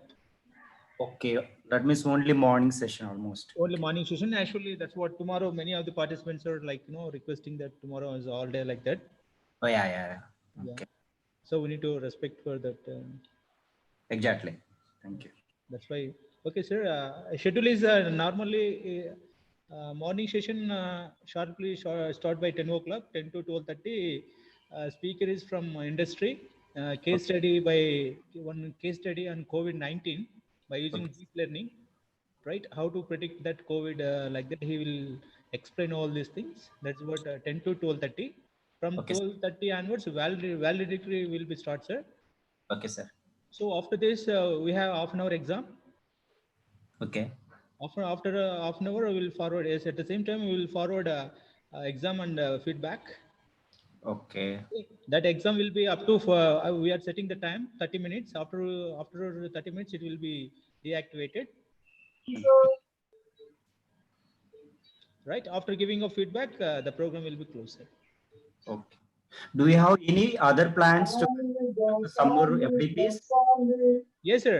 In continuation with in validatory, we will. Okay. You will announce. Okay. Whatever it is, the convener will be speak about it. In continuation with this program, we are going to conduct another STTP program under AST sponsor from experts on deep learning.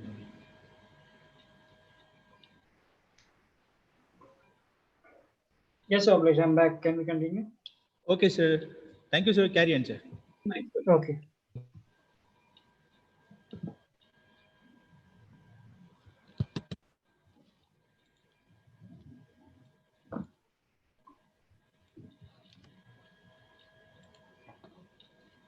Okay, so now basically we'll see how to implement a simple linear regression model using standard Boston housing dataset. Okay, so I have put also the source code for this as well as the training and test data and the link that I sent you. So I will let you know how to, what all files to download. Just give me a second, let me share that.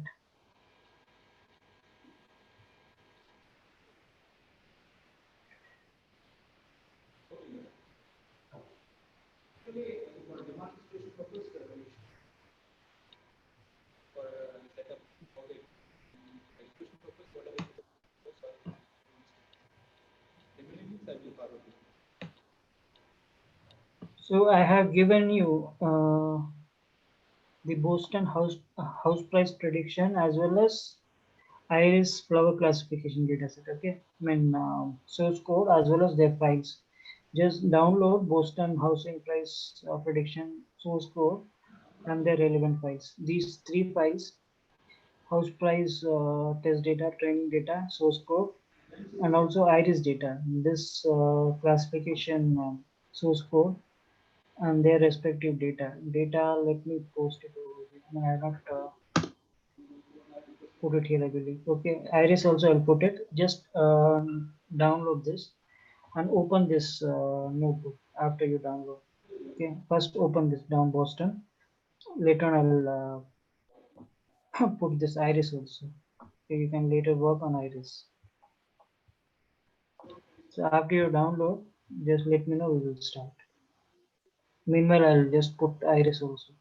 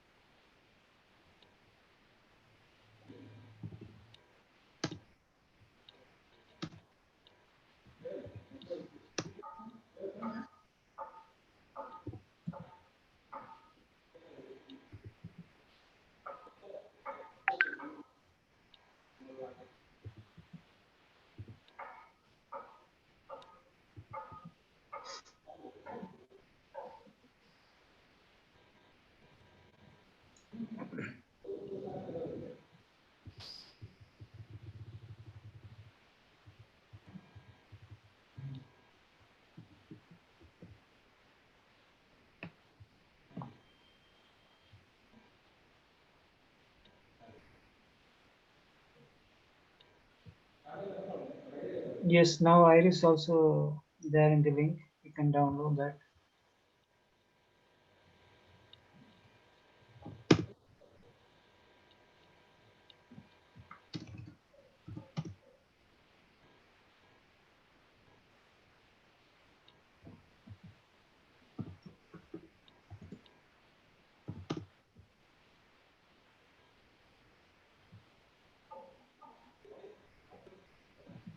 Yeah.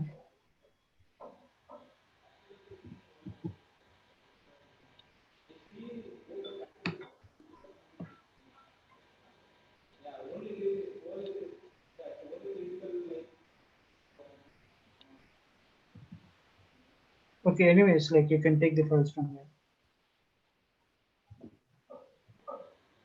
Here, stop sharing the screen. Go back. Okay, can you see this screen? Linear regression on Boston housing data set. Yes, sir. Yes, sir. Okay. So this basically is a regression problem. So this Boston housing price data set gives you basically 506 samples and you have 13 features. So what it basically wants you to predict is the value of house prices based on set of features that you find here. So if you see the data set, it has these features. Okay. So it has been labeled this way. Okay. If you see the headers, you can see these headers. So these are the features. CRIM tells you basically the crime rate by town, and ZM something proportion of residential land or something. So all these features they are given, and the label that they want us to predict is the housing price. Okay, in terms of dollars, $1,000. So this is basically a regression problem. Okay, so if you have a regression problem, that is you're predicting a continuous value, a range of value. So the model that you're going to use is linear regression. So also you have variations of linear regression, polynomial and things. But for getting started, let's use linear regression. Okay, so let me walk you through how it is done. So like the other day we have seen the workflow, right? Initially you have the INI file configuration, then you go for data engineering. So let me start from data engineering since I have not used my INI files. I'm just hard coding the paths. Okay. So this file I given you, Boston house pricing training data, you can download and put it wherever you want and read the file. Okay.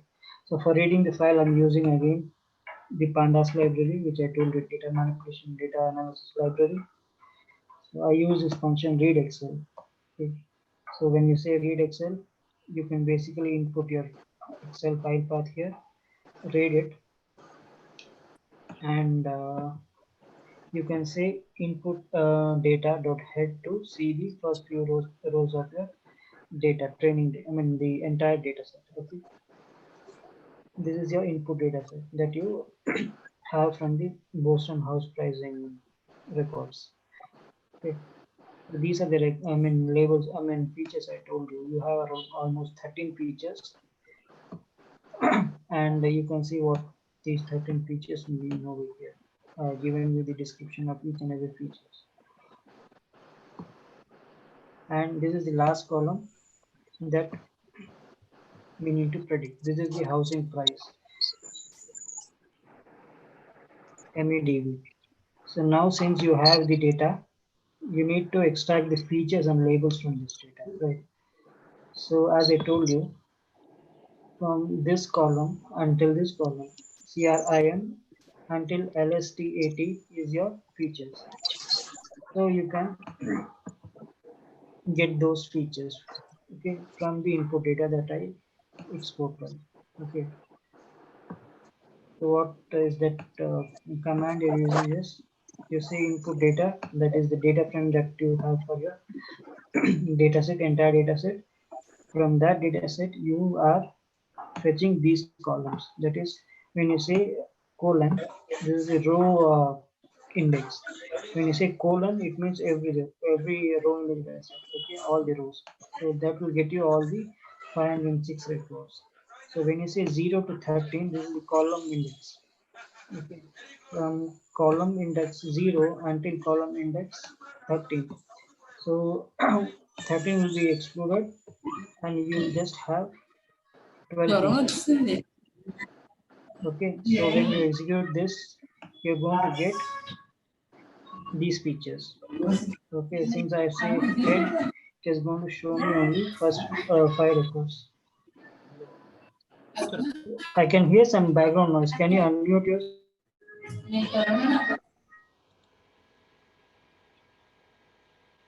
Photo పంపించండి కదా madam.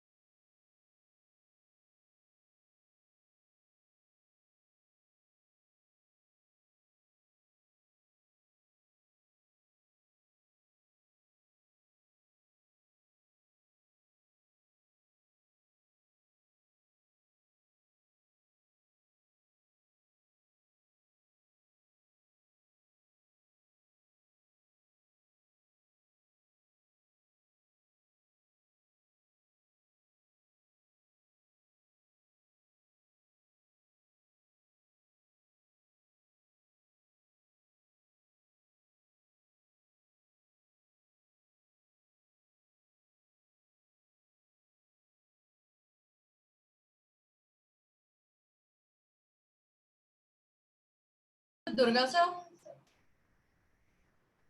Durga sir? Durga sir, your voice is not audible, sir.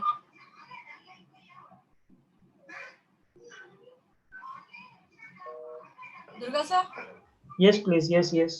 Voice? I think Oblesh muted everybody. Okay. Okay, yeah. So what I was telling is, like, first you get the features, right? So for getting the features, I use this function .ilog, and this is the row index that I use. When I say colon, colon means all the rows. Okay, 506 rows of data I'm going to get, and what is the number of columns that I'm going to get? Okay, from 0 to 13. 13 cents, I'm going to get 12 rows. 12 columns. So this 13 will be excluded, and you are going to get 12 columns, and the final column, that is my label column. So I'm going to use something called as ilog colon. Colon means every row, minus 1 means last column. So when I say that, I'm going to get the last column, so which I can use as label. So when I have these two informations, like I have features, I have labels. So only thing I need to do is I need to export my model and pass these features and labels for my model to understand that these are the patterns existing in my dataset. So for that, I use linear regression model. As I told you, this is the model that will predict you the continuous value, a range of values. So here if you see all the prices that you're predicting for the houses, it has range of values. Okay, so I can import linear regression model from my sklearn package. So sklearn package is a standard package offered by Anaconda Manager, package manager, which has got all the ML models, machine learning models. So you can basically import your linear regression model from sklearn from this function called .linear model. So say just sklearn.linear model, import linear regression, and you'll be able to import linear regression model. Then after that you do you declare a variable called as model and store this model that you exported into this variable. So now you have the model, you have your training data in the sense the features that you extracted from the input data and also the label that you extracted from the input data. Now you need to train the model. So for training the model, you just use this function called as .fit and say model.fit and pass the features and labels. Okay, just call this variable model training. Okay, so you should be able to see that the model is being trained. Okay, so you can see this output, right? So this basically means that your model is trained now. Okay, so once your model is trained, you can get your test data. Okay, that is the data that you want the prediction to happen. Okay, so again I have this in an Excel file format. So this is the location where I have. So I'm not using any INI file, so I'm hard coding the path actually. So I have under this location the test data. So I use this function read underscore Excel to read this data, test data. I store it in a variable called test data. Since I want, so if you see the test data, this does not have any label information because I want to I want the model to predict the labels. So I do not have any label information. So that is why I tell colon. Colon means all the columns that are there in the data set. Not only columns, rows and columns. So this basically will have all the features, right?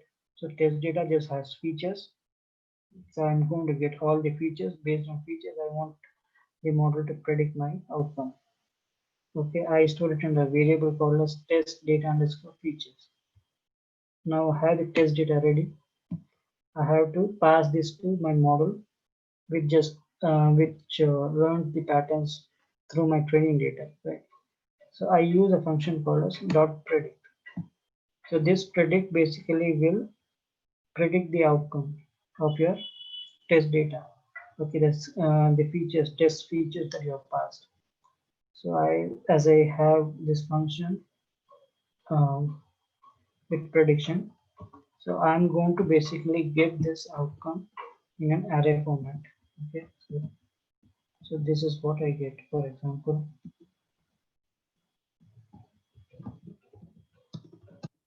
I say model.predict and I pass these test features. So if you see the result, let me go from beginning.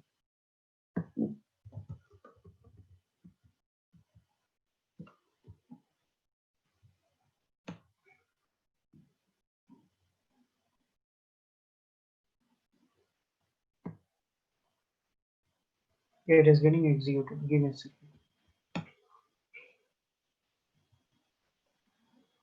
Okay, so if you see, I just inputted my test features into my model. So the result you see is in form of an array. Okay, so what I'm doing is I do not want this array to be as it is. I'm just converting this array into a data frame, probably a table like object, and I want to attach this to my test data which had just features. Okay, for these features, what is the label that I got, that I'm going to attach to that particular data frame, and this is the test data that I got, right, with features. So this is the label that I'm new column that I'm inserting to that what is the value that I'm passing, the actual prediction values. Okay, I'm trying to print the data, the prediction. So if you see the test data, there is the data from CRIM until this LST stat is your features, and this is the predicted outcome.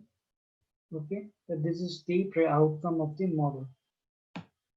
All these the prices of the houses. So if you see the first house, there is the price. So this is in terms of $1,000. So this is $30,000. The price of this house is $30,000. This is $25,000. So this is the actual output given by the model. So now let us see what is the accuracy of the model. So in order to check the accuracy of the model, so you need to have the actuals and also the predicted outcomes. So to calculate the error rate or to measure the performance of the model, I can use something called as mean squared error. Okay, so this is the function given by your sklearn library for calculating the error rate in your model. So I just import this model called as mean squared error, and it is available within this function dot metrics. Okay, just try to import it, and so you need to pass the actuals as well as the predictions into this function. Okay, so training label was your actual house prices, and this is the predicted outcome of the model. So this basically will give you the root mean square error. So if I check the error, this is the error I get. Okay, so probably then I can plot what is the plot looking like. Okay. So the model is actually not doing good. It's throwing me a lot of errors.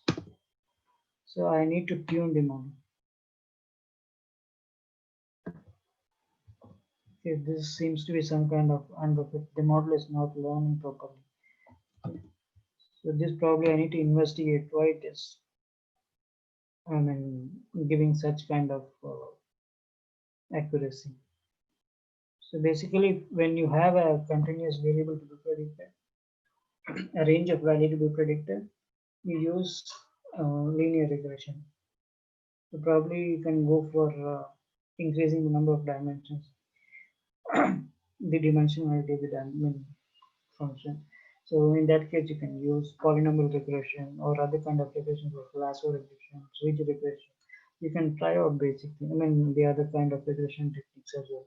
So to just get started, we have seen linear regression. Okay, on your predicting the continuous range of values. So I have given you the data set, the code and everything. Probably you can try out and see how it comes out. Okay, so I have another example. So this I have for iris. There is a classification data set.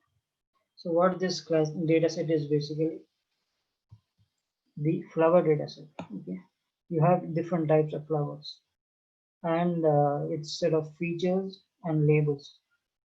For example, these are the three kinds of flowers I have in my data set. So one you see is iris versicolor, one is setosa, and one is virginica. So this I have as a file input. Okay, so if you see each and every flower, it has got some kind of sepal length, sepal width, petal length, and petal width. Okay, and it's class defined. So this is the actual data that I got, and this I'm probably exporting it from my local system. So if you see, it has got 4 features and its class here. There's the label.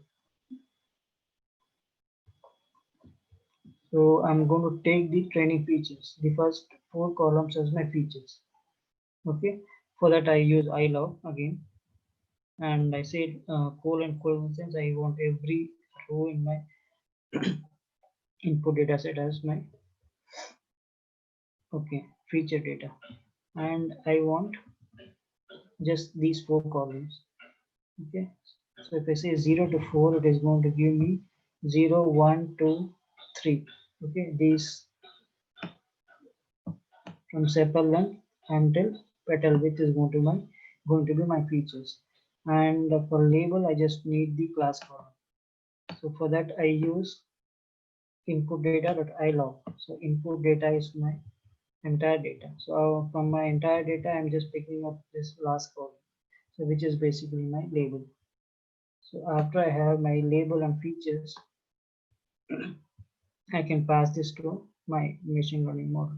So here a popular model called random forest is going to be used. Okay, so this basically a random forest model could be your a regression model, or also it could be a classifier model. You can do both regression as well as classification. So sklearn probably gives you both classification model as well as regression models. Similarly for decision tree, if you see, you can classify and you can use it for regression as well as classification. So here basically I've used a random forest classification model. So this you can find inside your sklearn package under this function. Okay, ensemble.forest. So try to import it. Now we should have the model. Okay, declare a variable called as model, or you can store this classifier. So once you have the model ready, so you use this function called as dot fit. This is basically for training your model. Dot fit is for training, dot predict is for your prediction. Okay, so I have the features which I got it from my input, and also the training label. So I can say dot fit, and within this round brackets, I can pass my inputs, which are the features in the labels. Now the model learns the patterns in the data. Okay, if the sepal length is like this, sepal width is like this, petal length and petal width is like this is the class. So that is what the model learns, and now it knows when it is like this, these features are like this is the outcome. So now I have my test data for which I want the model to predict the outcome, the class of the flower. Okay. Again, I have the test data in my local system. Okay, since I say colon, that means that everything, every single row from a test data is my input feature. Okay, we does not have any labels.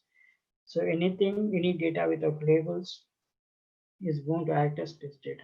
So that probably I'm going to take it and going to input to my model. Okay, now you see the test data features here. You don't have any labels. You just have the features. If these are the features, what is the label? That is what I want my model to do. Okay, so since I have my model ready, so I say model.predict. I have the test data features. Now I pass this to my model, and the model is going to return me the prediction. Okay, so I'm going to add a new column called as prediction class. So this is the actual outcome of your random forest model. So this I'm going to attach to my test data. So test data earlier had no label. The model gave me the label, which I'm going to attach to my test data. So now when you see, for all these features, this was my class. This was predicted on model. So I had these many rows of data to be predicted, and this is what it predicted. And let us see the accuracy score. So here you have to use this function, accuracy score. Here you cannot use RMSE. RMSE is only for regression problems. So accuracy score is only for classification problems. So just make a note of these two. RMSE is for linear regression, and accuracy score is for all of classification problems. Just import it from again this function sklearn.metrics. Again, for this you need to have the actuals as well as the prediction. So pass your actuals, pass your predicted model class, and since I want this to be in percentage, I multiply it by 100. So the model accuracy is around 99.33. So this is what actually I want. So you don't have to fine tune it. Even if you plot it, you see the result, it is almost correct. So I had almost 150 samples. Probably I think out of 150, 148 or 150, 147 would be correct. That is why I'm getting almost 99.33% accuracy. So, so this is one of the classification problem that you can get started with. Yeah. Again, I have the source code in my link and the data as well. Can you download it from there and start working? Okay. Anyway, like this is what I wanted to tell you. So, Oblesh, like I conclude with anything that people want to ask, they can ask me.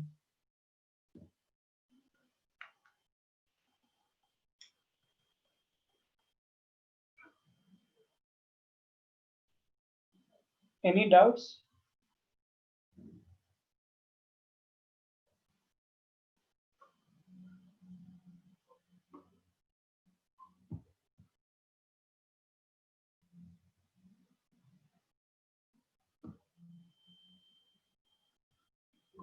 Hello. I'm unmuting the participants, ma'am. One second. Yes, yes, sure.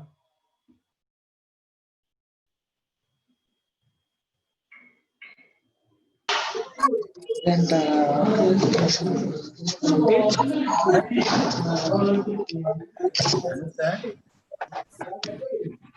So, Yes, please. Durga Prasad, sir. Others guys kindly. అందరికీ చెప్పాడు A lot of background noise. I'm not able to hear. లేని మనకి చెప్పినంత వాళ్ళు చెప్పినంత మనం ఏం వినాం కానీ Yes, ma'am. Can you repeat your question again?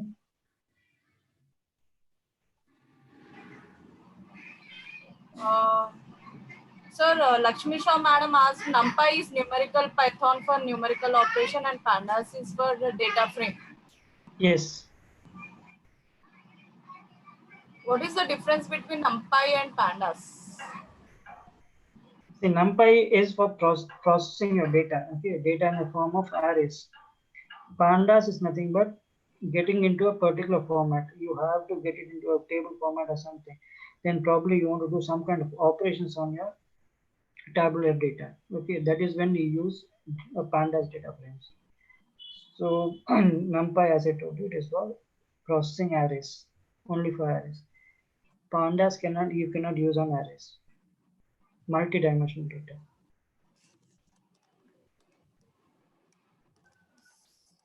Participants, any other doubts?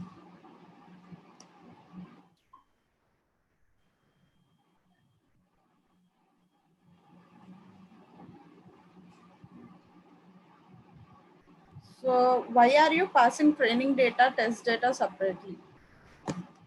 Okay, since it is available for me separately, I'm passing it.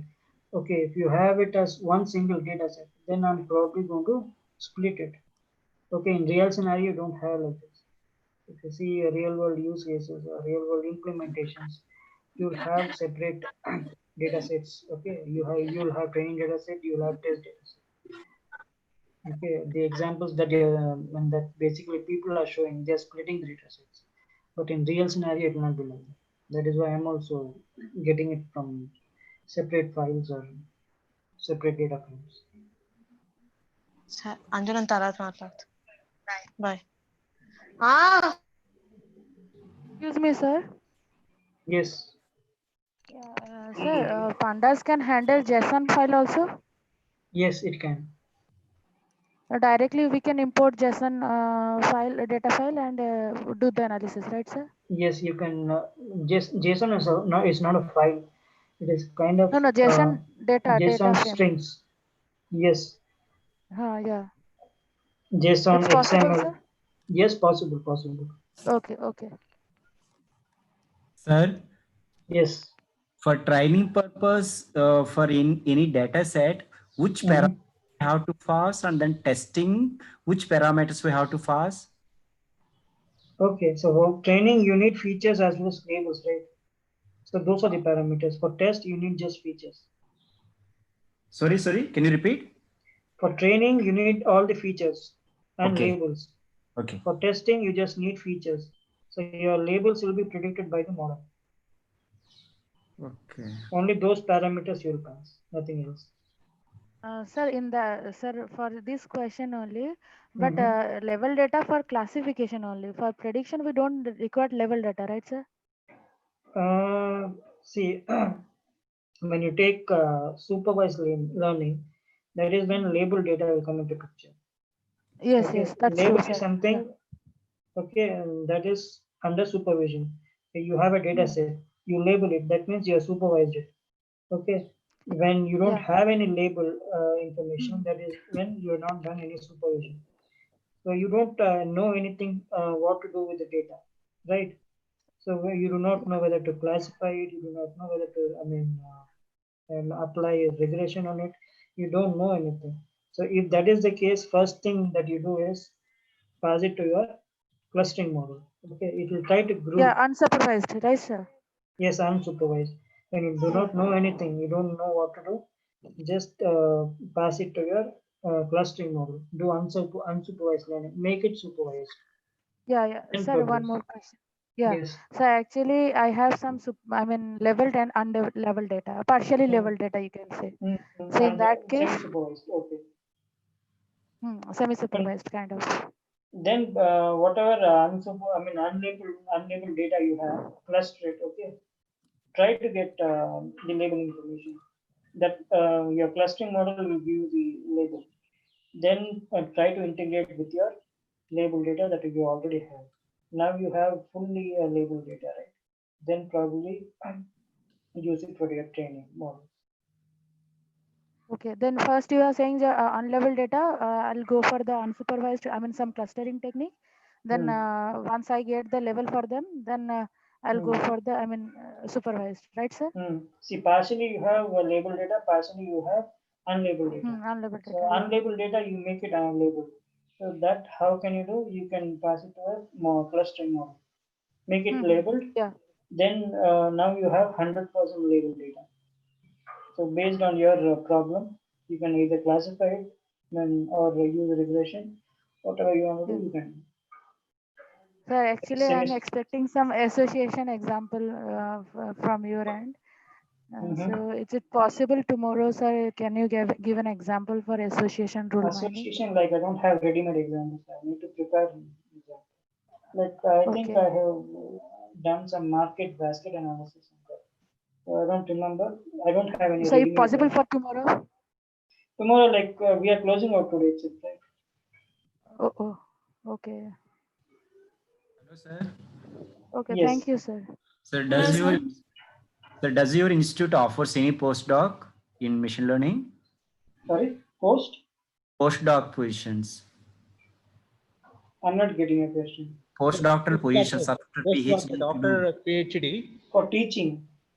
Yeah. Research come teaching kind of. That you can. No, probably... sir. After PhD means it is postdoctoral position. We used to call them postdoc position. So he is whether any postdoc position your company is providing or not. That you can check with Jyoti. I'm just an employee with the. You can check with Jyoti.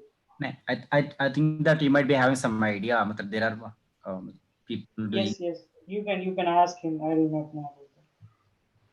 Sir, a small point here. I want to add it here. So in yes. combination with this STTP, immediately within a month, we are going to conduct another STTP. If your doubts, no, madam, just now you asked, that doubt may be cleared in next STTP. Please register for that STTP, ma'am. Sir, I'm not getting. You are talking about me? Yeah. Okay. So I'm Dr. Lakshmi. I'm speaking. You are talking to me. Yeah. Yes, ma'am. Just now, sir, I think you asked me. Yeah. So is it also, based on some machine learning and deep learning? Yeah, it's a completely deep learning. That's a completely deep learning. So maybe in that STTP, your doubt may be cleared, ma'am. Yeah, sir. I'll privately I'll text you my mail ID. Yeah. If you have. That's also within a month we are going to conduct, madam. No problem. Okay. Don't Okay. Thank you, sir. Yeah, thanks, sir. Excuse me, Durga sir. Yes, please. Yeah, does your company provide any individual training, sir? No, no, no. Individual training we are not providing. Oh, thank you. We are providing corporate training and bulk training. Hello, sir. Yes. Just I would like to know class imbalance problem.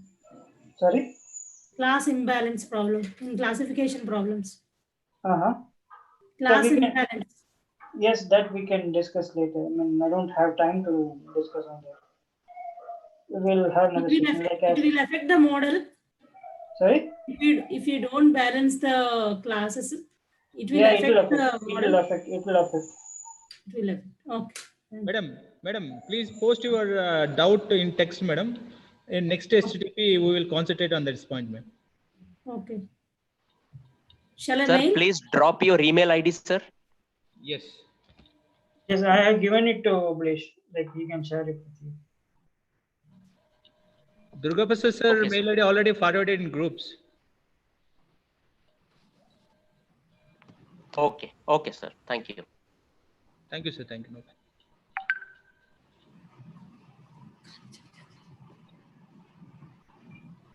Blish, have you received the PowerPoints from Jyoti? No, sir. He told he will be sending it. I don't know. That's a 10 minutes. Within 10 minutes, what is not? Okay, you contact him for another time. So I also told him. He told that he'll be sending me. I just got a WhatsApp from him. Once I'm waiting, sir. Once you send it immediately, I can forward to all the participants through mail. Or Okay, Hello, okay, sir. he'll send it. Hello, sir. Yes, hello. There are approximately how many libraries are packaged? Do you have any approximate idea? No, there are a lot of libraries. Okay. So each and every day they create a lot of libraries. Okay. If any new library is coming, they what I call consult Anaconda people, and then they will do other business operation, not exactly business. They negotiate, and then as per policies, they upload and something like that. Yes, you have an open source platform for all the libraries. Okay, from where you download and install. Yeah, So yeah. suppose you get a new library in, I mean, they are building a new library. They'll post it on that on platform. Okay, from where you can take it. Some of them could be open source. Some you can download and install. Some could be they could charge. Okay, so a lot of libraries now itself is available open source as open source. You can download and install and try out. Okay, so for learning purpose, they should be whatever is there. So, but do you have any idea about that? People are talking Kubernetes and Yes, Kubernetes and Kubeflow. Okay, so this is that is basically for rapid deployment of your machine learning workflow, and there are many more advantages of using all this. So all this are paid actually. If you want to use Kubernetes and Kubeflow, probably you'll have to go for some cloud platform in Google Cloud or any other Microsoft Azure or something. Okay, there you have to pay and you have some of them are paid. So all those are real-time deployments. How do you do real-time deployments in real cases? So for learning, this should be fine. Anaconda and whatever you have right now. Okay. Hello, sir. Yes, hello. In machine learning, we have to handle all outliers are there, missing values are there, like Yes, class imbalance. yes, But yes, in deep learning, these are all not needed. Deep learning, the model will take care of everything. Just we have to give input as such, or we have to correct all these outliers, missing data, and the class Yes, imbalance. Then only we have to give input. See, all this comes under data preparation, right? Data engineering. So before you So pass in deep anything learning to also, we have to do all these things. yes, you have to do. Okay. Thank you.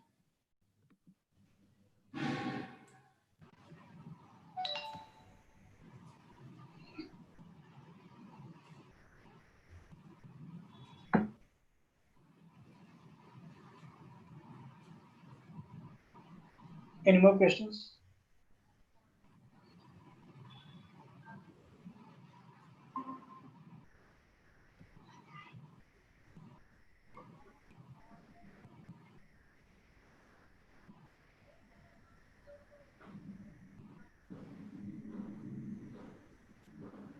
Sir, Yes. my question to you. So if I want to use any command, so the to get the solution, what could be the best what I call searching place to go for that command or library and then utilize for our practical purpose? Okay. There is no such website or something like that. Okay. In general, if you do a Google search, you should find a lot of websites. Okay. So far, if say that any issues you're finding okay, in your model or in your code, basically Stack Overflow will help you. Okay. There are a lot of people posting in Stack Overflow. Okay. So all this will be in regards to some kind of errors people get. Okay. So those will be troubleshooted in that particular website. So you can rely on Stack Overflow. So like that, you can also find number of websites. So there are no particular website in particular. Okay, sir. Thank you.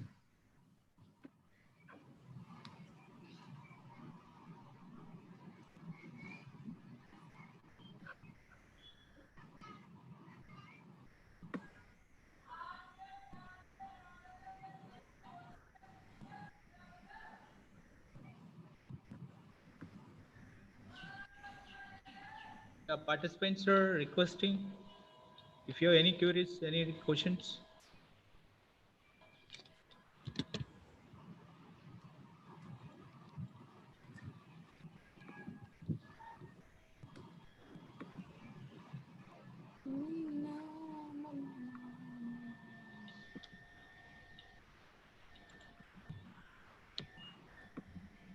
Yeah, participants, if you have no questions or any clarifications,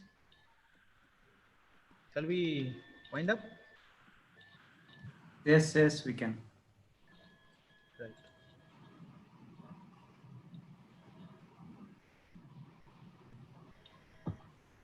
Yeah, within briefly, I will give 2 minutes, 1 minute, give me 1 minute to say about tomorrow's schedule. Sir, as usual, 10 o'clock session will be start. That will be end by 12:30. From 12:30 to 1:30 valedictory. Then immediately half an hour exam, sir. After that, we will wind up this program, this HTTP program. That's a brief about tomorrow's schedule. I request all the people, all the participants, please fill the feedback. And very clearly, we done a lot of work, like every day, how many people are attended, and first session is attended or not, second session is attended or not. We are calculating all these things. So for getting a certificate, first thing is you have to attend all the sessions. Primary criteria. In secondary criteria is that you have to clear the exam. Right? There's a 30 mark, 30 questions. What we are planning, 30 minutes. These are the questions given by Jyoti sir. From that questions only we are giving. After that, sir given a little bit documentation, like some questions out of 70 questions are given along with the answers also. Okay, after completion of this exam, I will forward that all the material. Once again, Sir, what is Jyoti sir given some material, AI and machine learning and deep learning related questions. Among that, we are selecting 30 questions. Right, remaining material after completion of this exam, we are going to forward this material to you all. So thank you, sir. Still any doubts, please ask. Sir, what is the passing criteria? Sorry, Passing criteria for tomorrow's exam. Minimum 50%, sir. Actually, we thought of a 60%. Think on that, sir, please. What do you suggest, sir? 40 is enough. We should not give. You should not test the teachers. They had already forgotten the subject. 40, sir. Yes, 40. what you said, ultimate. The point is that if there is no exam law, there is no value, right? Yeah, you can test. You can test. No. If you are not taking salary, whatever you teach, no one can consider about it. What kindly consider 40%? Doctor. If any doctor is not taking any fee, just imagine. Yeah. Yes, sir. Yes, sir. So every